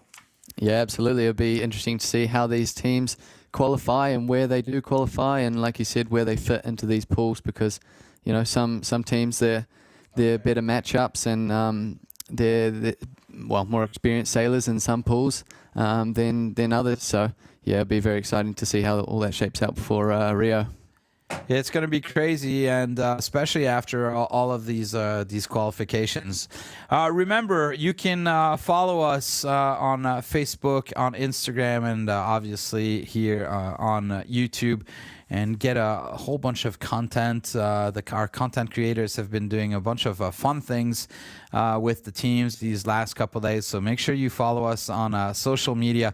We're going to take a break right now, but we'll be right back for the beginning of the second race of the day. Remember, we have 3 races programmed today, so don't go anywhere. We'll be right back.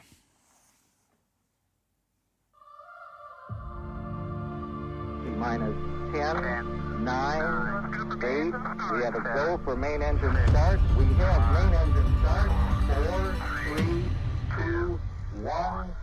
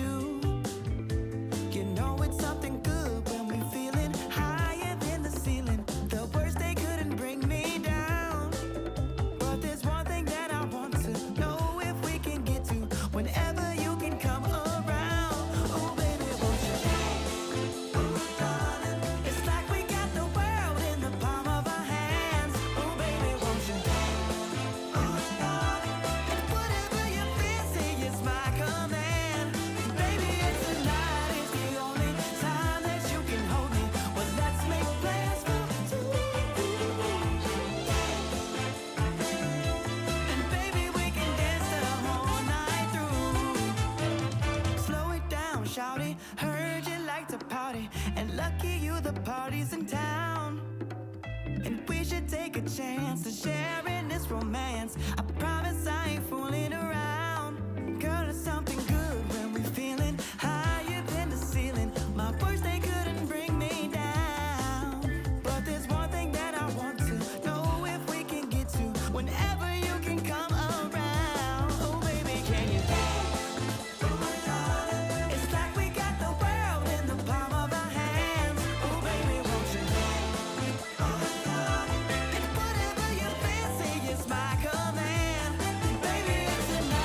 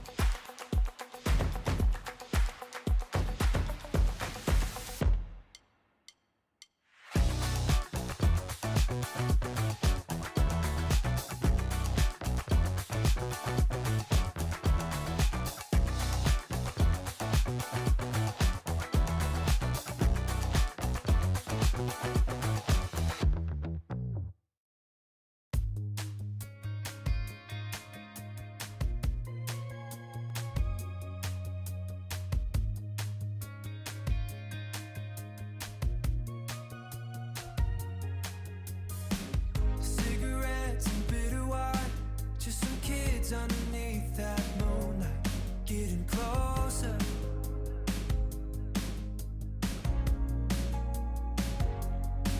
Yeah, that was back when I could call you mine. Holding hands, falling into the riptide, over and over.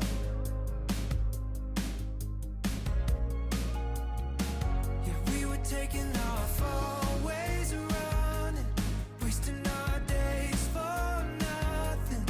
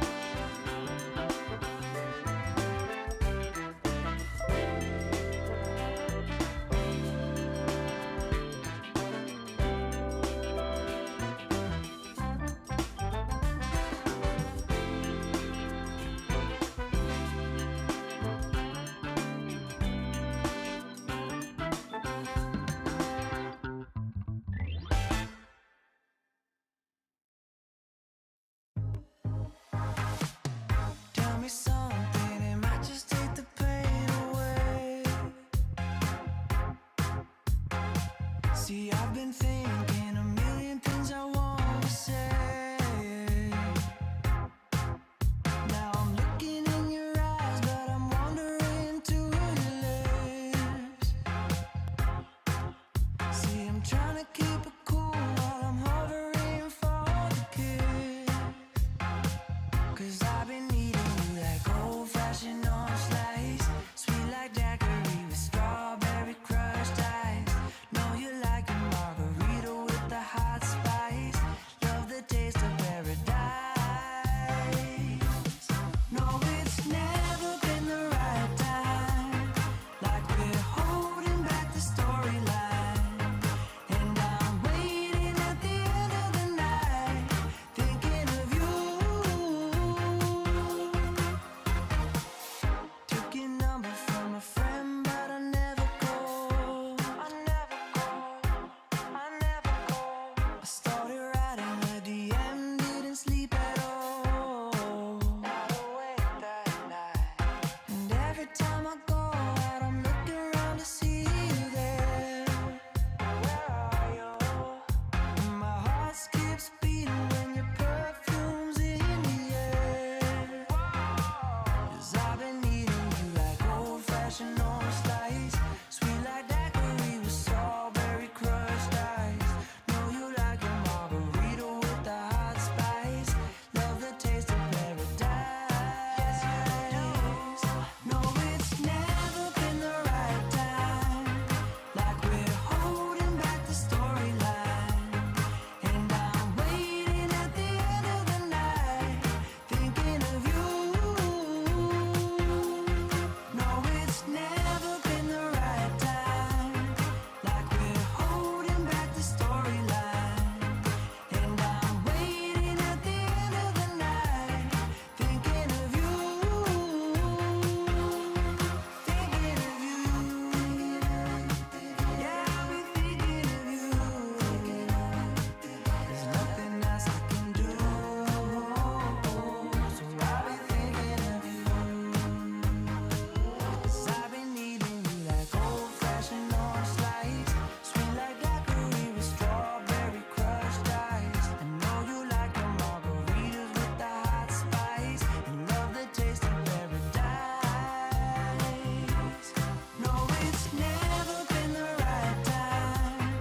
Like we're holding back the storyline. And I'm waiting at the end of the night, thinking of you. No, it's never been the right time. Like we're holding back the storyline.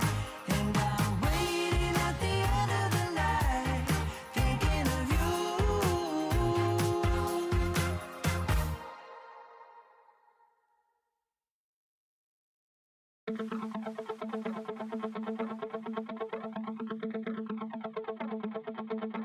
Don't know the time, I'm letting go. I wanna find someone to love. I feel alive, I think you know. We're getting down, we're getting low.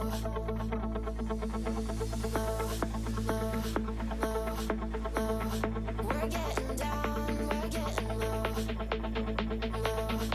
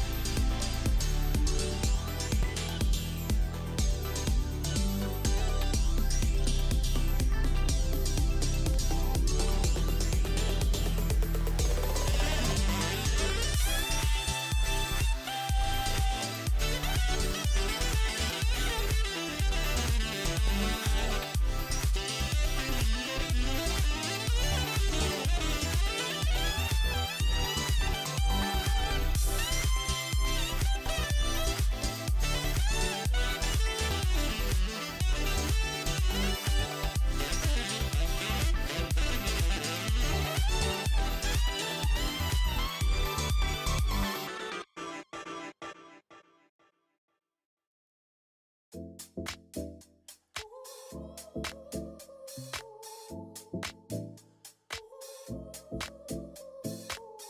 the bed you sound so musical, in the club you scream. God like gaze, you're so beautiful, but you're not for me. I can't sleep lately, I'm just trying to find peace. Classic melodies, I just wanna be free. I'm sorry, darling, I can't breathe. There's no room for us, there's no room for us. I said, darling, can you see? There's no room for us, there's no room.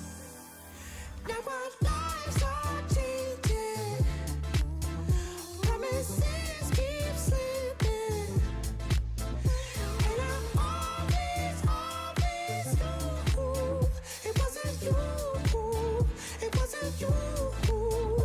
Now our lives are changing, promises keep slipping, and I always knew it wasn't you, it wasn't you.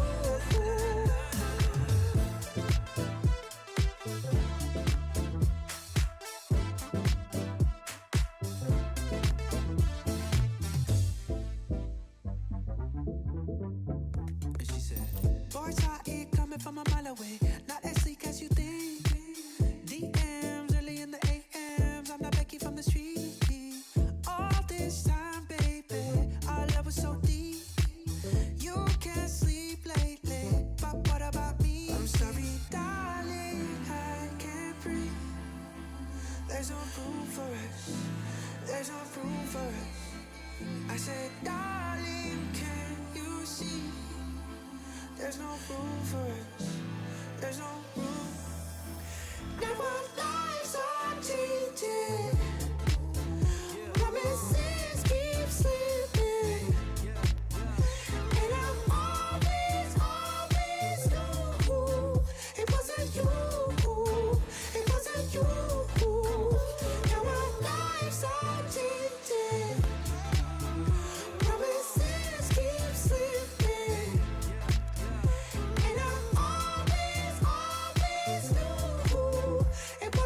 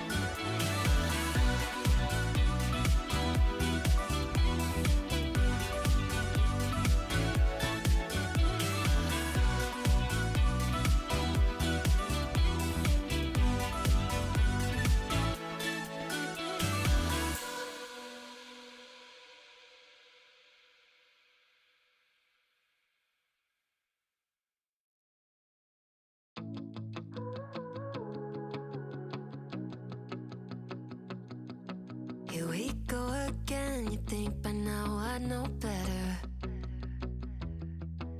Locked in my head, romanticizing forever. Last love I found, knees met the ground and all my roses died. Swore I was through, but looking at you, I think I changed my mind. Yeah, let's fall in love for the fun of it. Dive in at first and all of it. Oh, what a rush, looking into your eyes, playing it off like it's different this time. Let's break our own hearts for the fun of it. One look and I'm dying to run the risk. I'll live in your head for the rest of your life. Oh, won't you be my hopeless Valentine? My God, don't we look good together? I should be running away, but so what, whatever. Oh, last love I found, knees met the ground and all my roses died. Swore I was through, but looking at you, I think I changed my mind. Yeah, let's fall in love for the fun of it. Dive in at first and all of it. Oh, what a rush, looking into your eyes, playing it off like it's different this time. Let's break our own hearts for the fun of it. One look and I'm dying to run the risk. I'll live in your head for the rest of your life. Oh, won't you be my hopeless Valentine?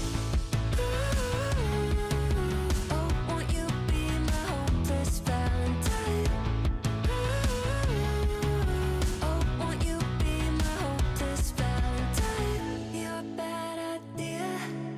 Oh, but every time I see you, all reason and logic cut their losses. Yeah, let's fall in love for the fun of it.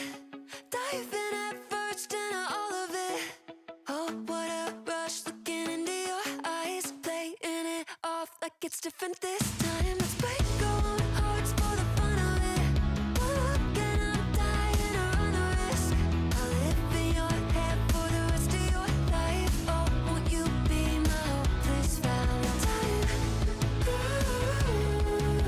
Oh, won't you be my hopeless Valentine?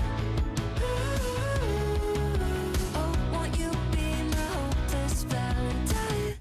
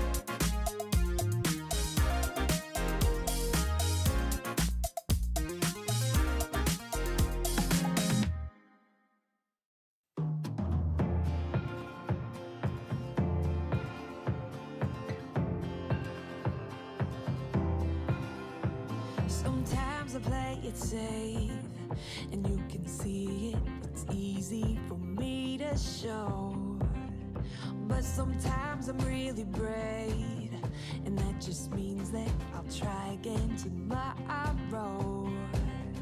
It's my doubt created mountains where the valleys used to be. Gotta change perspective if I really want to see that sunrise over the water. I swam over and under, get lost in all the wonder, never call it quits, no. When life hit me apart, I went faster and farther. I just gotta remember I was made for this.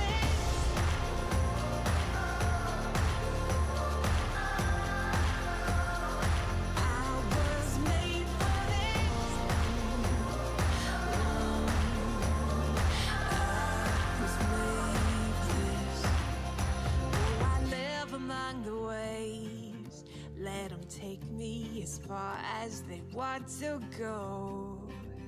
And it's time for me to say, they won't break me, I'm braver than I know. It's my doubt created mountains where the valleys used to be. Gotta change perspective if I really want to see it. Sunrise over the water, I swam over and under, get lost in all the wonder, never call it quits, no. When life hit me apart, I went faster and farther. I just gotta remember I was made for this.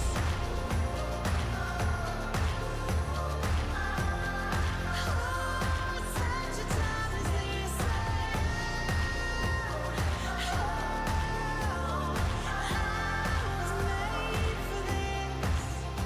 It's my doubt creating mountains where the valleys used to be. And all the things I thought I knew were changing like the seas. Yeah. But I've overcome it all and I'm still here. Oh, I gotta change perspectives if I really wanna see. Sunrise over the water, I swam over and under, get lost in all the wonder, never call it quits, no. When life hit me apart,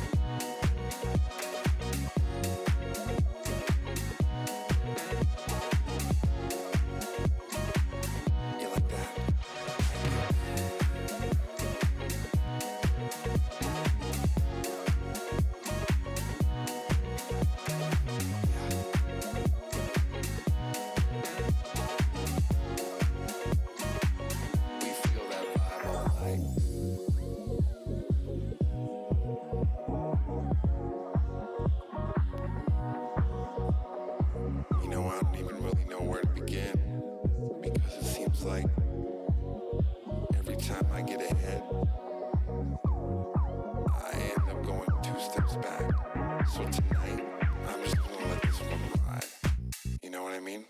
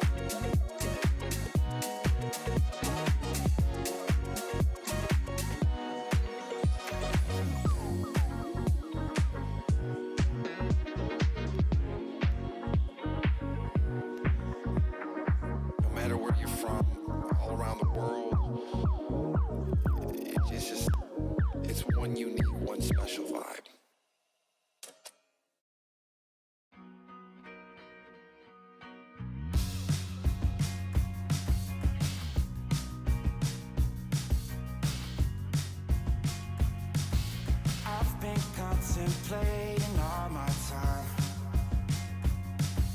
My thoughts make me tired, just running through my mind. Wonder if there's peace that I could find, instead of always being on the grind. I need a new purpose, I'm looking for so much more. Don't leave me here searching, you're just what I'm longing for.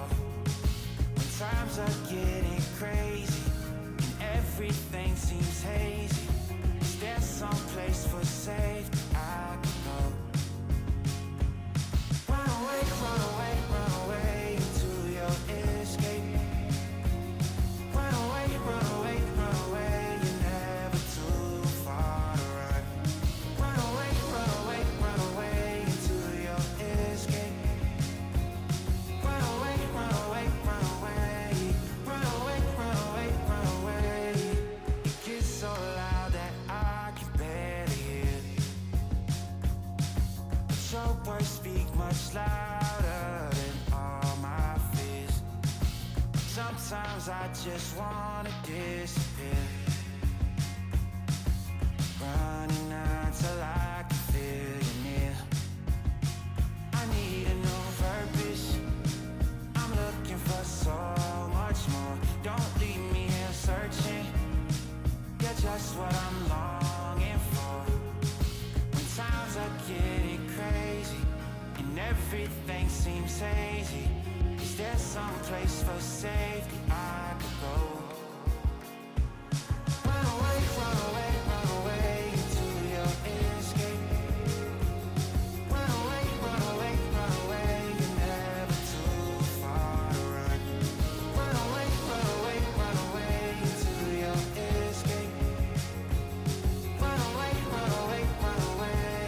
Run away, run away, run away.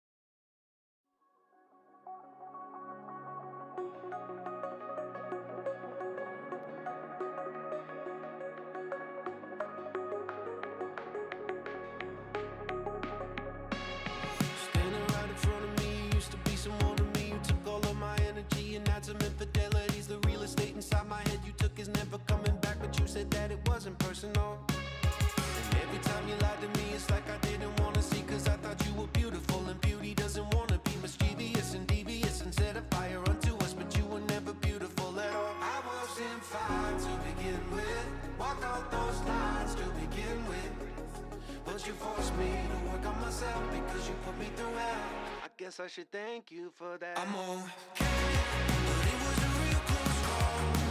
It went from a walk to a crawl. Had to tear down the Berlin Wall. I was panicking, but hey, I guess that I survived you. And that shit was hard to do. I've had every shade of blues since I met you. I think that I'm over it, but then I see you out again, laughing with the group of friends. There he is, you're holding hands, makes me feel pathetic and a little bit erratic. So I drink till I can't stand. And you know I won't confront you, even though it's all I wanna do.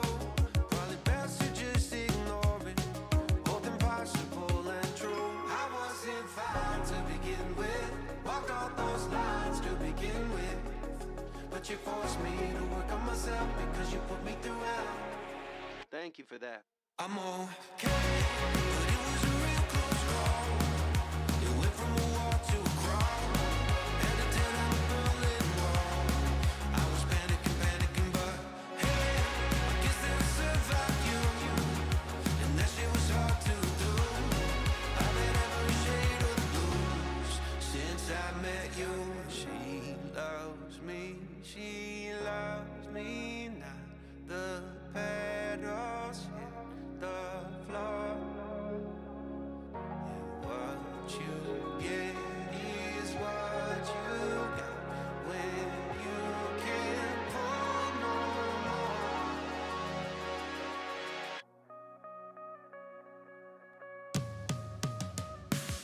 I'm okay, but it was a real close call. It went from a walk to a crawl. Had to tear down the Berlin Wall.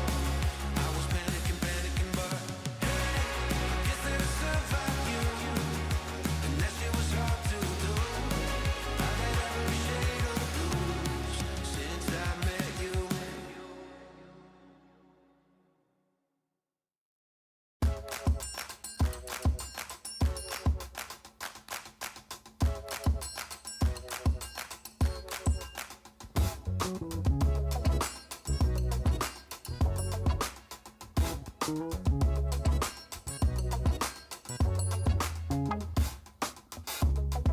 Single your confusion, great brave woman, laughing to illusion. You're not afraid to die, you know dying is alone. Down or up, you're still alone. Laughing or crying, you roll alone. How do you do it? You know I come from pain. You say I can't complain, it's on me. The past is long gone, and the future's unknown. You are telling me, tell me.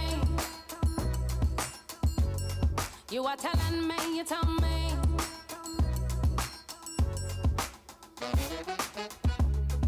He said to be polite, the only way to get what you want, the only way they like you is to stay in line and follow the crowd. But you stand out, black as the night. You know they're all lying. You know I come from pain. You say I can't complain, it's on me. The past is long gone, and the future's unknown. You are telling me, you tell me.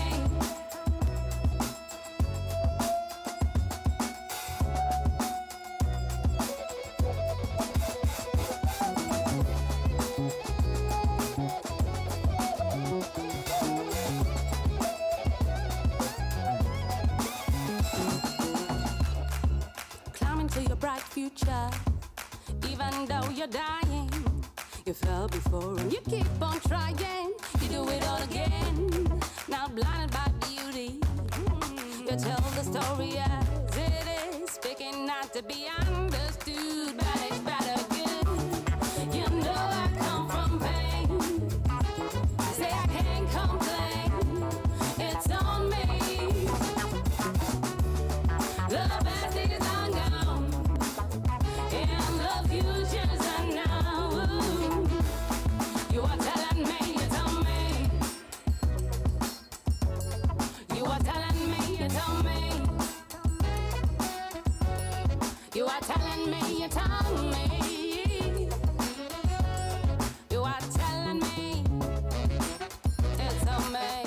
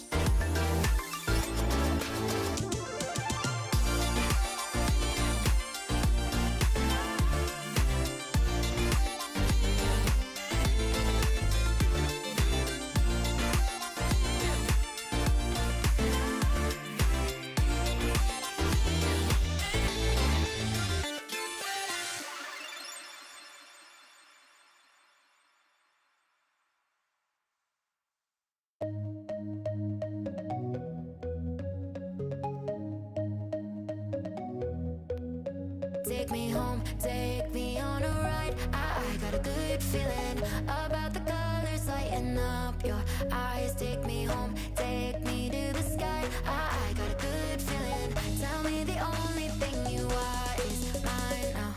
Na, na, na, na, na, na. I got a good feeling. Na, na, na, na, na. I got a good feeling. Good feeling. You wanna know is how to hold on to it every moment. Dive into it like my love is an ocean. It's overflowing. I swear it's golden.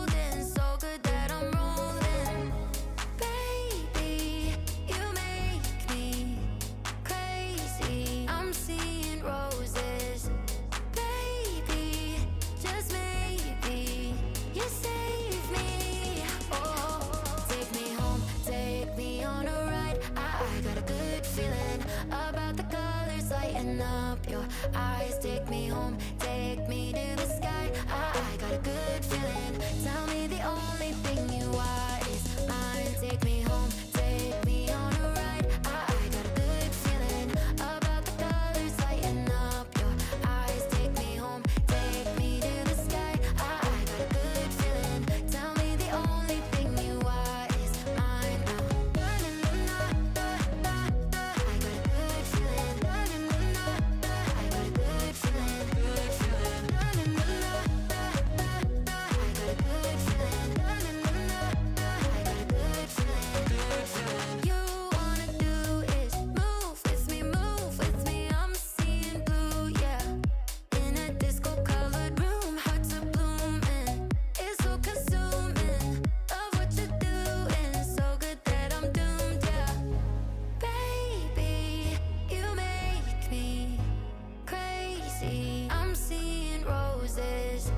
Baby, just maybe you save me. Oh, take me home, take me on a ride. I got a good feeling about the colors lighten up. Your eyes take me home, take me to the sky. I got a good feeling. Tell me the only thing you want is mine now.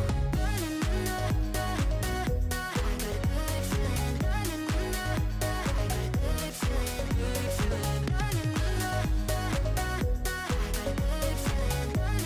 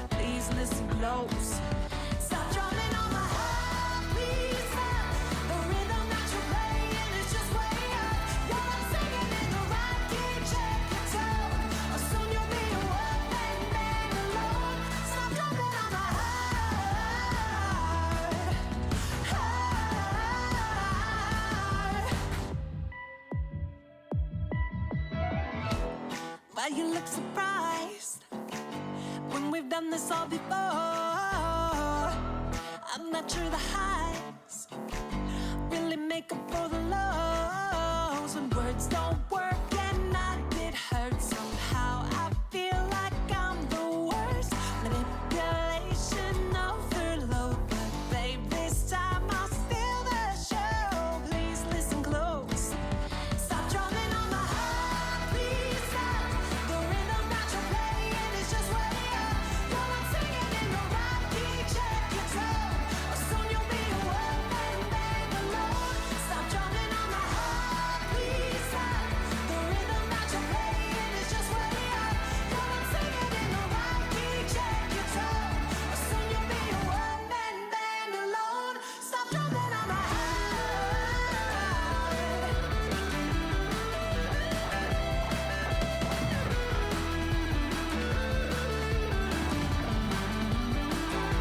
Stop drumming on my heart.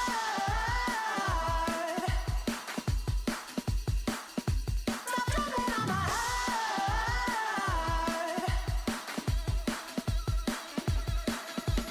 Out of sync and out of touch, and maybe even out of love. Stop drumming on my heart, please stop. Got me black and blue, making me wanna walk. You're not singing in the right key, check your tone, or soon you'll be a one-man band alone. Stop drumming on my heart, please stop. The rhythm that you're playing is just way up. You're not singing in the right key, check your tone, or soon you'll be a one-man band alone. Stop drumming on my heart.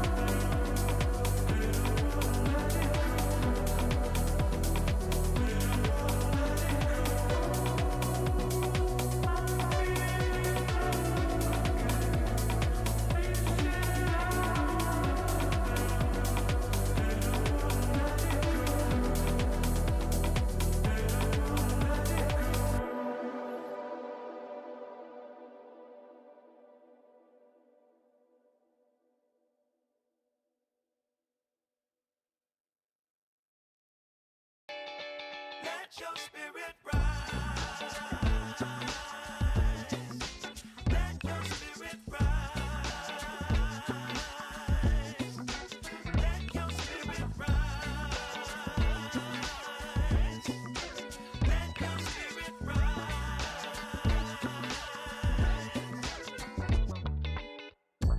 We've come to free your mind. So you can find the key to live a life sublime. You give all you can give and live your life like it's a gift. If you wanna find your place, you got to leave your space. Cause that's the only way you're gonna elevate. Yeah, you gotta hold the line till it's showtime. Yeah, and just let your spirit shine. Well, sometimes there ain't no easy way to say all the things that we need to say. And we spend so much time looking for the easy road when all we need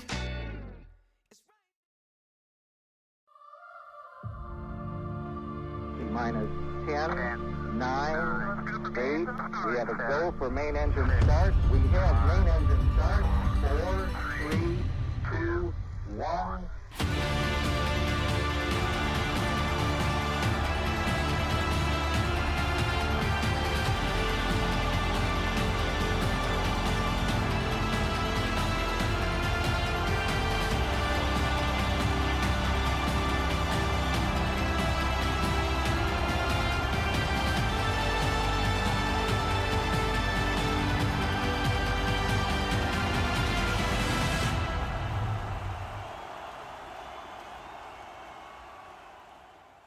Well, hello and welcome everyone. As you see here, live shots off of the water. Unfortunately, the decision has been made to go back to shore, and we've got some more information about that. So we're going to go down onto the water right now and speak with Carolina, who stayed out on the water. And oh, look at that, some nasty weather. Perhaps that's part of the decision. We'll find out from Carolina. Carolina, you were out on the water. Oh, what's happening out there? Yes, last hour was kind of crazy, I would say, and due to the safety, the race committee has decided to stop the racing for today. So the storm suddenly came over Lake Neuchâtel from the mountains and bringing strong winds and heavy rains. The team, together with the shore team, of course, decided to take the mainsails down. So yeah, basically the lake is surprising us today and the storm is still affecting the venue. So more or less this is the short story about what was happening during the last hour. And as you can see, they're on the boats going into the marina. It's AP over A, so the decision is to not continue racing later today. Okay, AP over A, so the decision now is final for the day, which means that all boats will be going back into the shore. We'll stop racing for today. What a pity, Robbie. Yeah, very unfortunate. I mean, the pictures tell the story, really. A lot of weather going around here, and unfortunate for the teams not to be able to finish out the days with another race, but we got one in, so that's a little positive. We as we can see, this drone footage, we've got all these clouds rolling over the mountains. As Carolina mentioned, it's just brought a lot of weather that meant that all the teams needed to drop the mainsails, and we're packed up AP over Alpha for today. Yeah, as you can see, you're absolutely right, Robbie. Those clouds off the mountains right now, they don't look so bad because just a big one just passed through. And it's sort of what we're expecting all day today. So these really big, heavy patches of wind that are coming down. I was just speaking with the head of the short team. Oh, look at that! These guys look like they're cold. I'm not sure they're dancing because they're happy. I'm sure they're dancing to try to stay warm. Yeah, that cold air coming off of the mountain, definitely. Very strong. I think there was also a little bit of hail with a 30-knot gust of wind that came down. So really gusty, really strong, cold weather right now coming off of the mountains. So probably a safe decision to go back into land. Yeah, I'm sure the crew on Team Mozambique aren't too familiar with this sort of breeze and this sort of weather, as they're nicely in the warm climate of East Africa. Yeah, it's a slightly different climate over here. It was summer last week. It's back to winter now. That's what happens when you sail in a country which is landlocked and lots of mountains around. Hopefully tomorrow, though, sounds like it's going to be a much nicer day. So we'll have to see what's going to happen tomorrow for the water. But right now, let's take a look at the provisional overall for this group. So obviously, we've only had one race in today. Seychelles putting up 4 points on the leaderboard right now. That's really nice for them. Tahiti in third place. What an up and down race it was for them, getting a super good start and then all of a sudden ending up by having some seaweed caught around the keel of the boat. Morocco is in third place, and Mozambique bringing up the rear.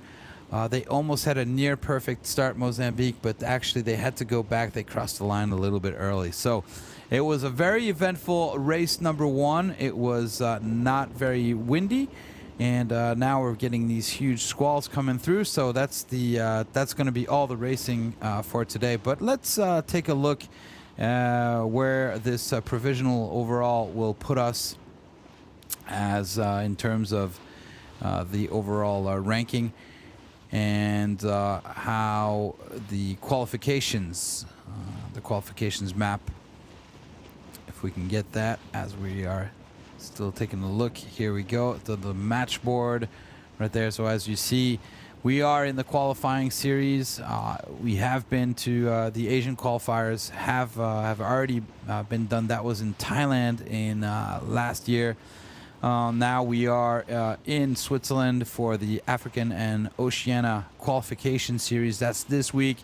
And then over next week and 1 week in July, we'll have the rest of the teams from Europe that will qualify themselves. And then we'll have the last group, which is the Pan American group. That'll be qualifications in Brazil from the 12th to the 16th. And then racing will start 2 days later with the finals series, which is what you see right here on the board to the right-hand side. So once all of these teams have been determined and have been chosen, that we know who's qualified, there will be a drawing that will be done, and the teams drawn will move into the table of the 32nd of the finals. And then we'll keep racing. We'll keep racing on from there. So here we go. That's seeing a race committee right now making their way back. Obviously, everybody trying to stay away from the cold air that's coming down from the mountains. Yeah, hard to hide from that weather on that boat, for sure. Yeah, it's not a very big boat. It's a beautiful boat, but it's not very big. So, but you know, they're professionals and they're used to being out on the water all day long. So they're well dressed and they have everything they need to. This is the view of the lake right now, as you see the mountains and the big storms that are sort of brewing back there that could come over at any time. Day 2 right here in front of you. So 3 races planned for tomorrow. Well, they're not, let's say they're not planned. We could have up to 3 races. Just like today, we could have had up to 3 races. We only had 1. We'll be racing. We've got 3 days of racing. We're stopped racing on Thursday. And by then, hopefully, we'll have raced 6 races. So that's the plan for tomorrow. You can join us back here on the live. We'll be going live a little bit before 11 o'clock, showing you some of the recaps of what happened today. And then we'll be going back live, and Robbie will be with me again tomorrow. Yeah, ready and excited for day 2. Hopefully the winds are more favorable, and hopefully we get some great action, some great racing for these teams. Yeah, I'm looking forward to it. We just barely got to get into it. We'll see what tomorrow will bring. Tomorrow is another day don't forget, guys, to follow us on Facebook, on Instagram. Obviously, you're watching us here on YouTube.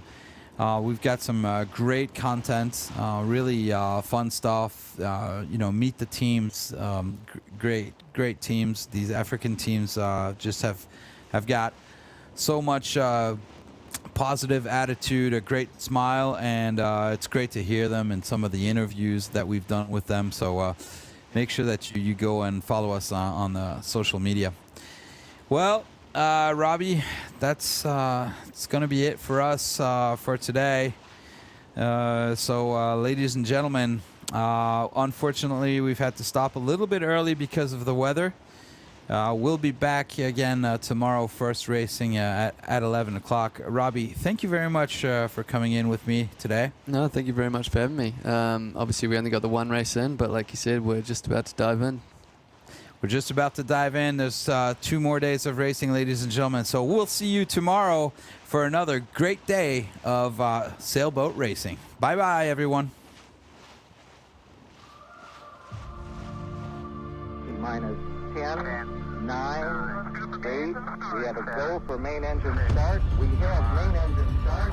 4, 3, 2, 1.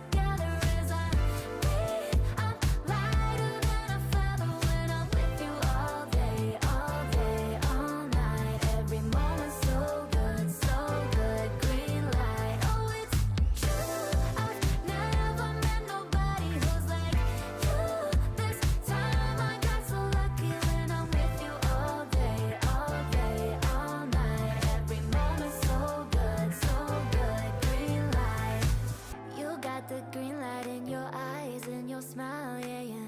Know I will spot you from a mile. Can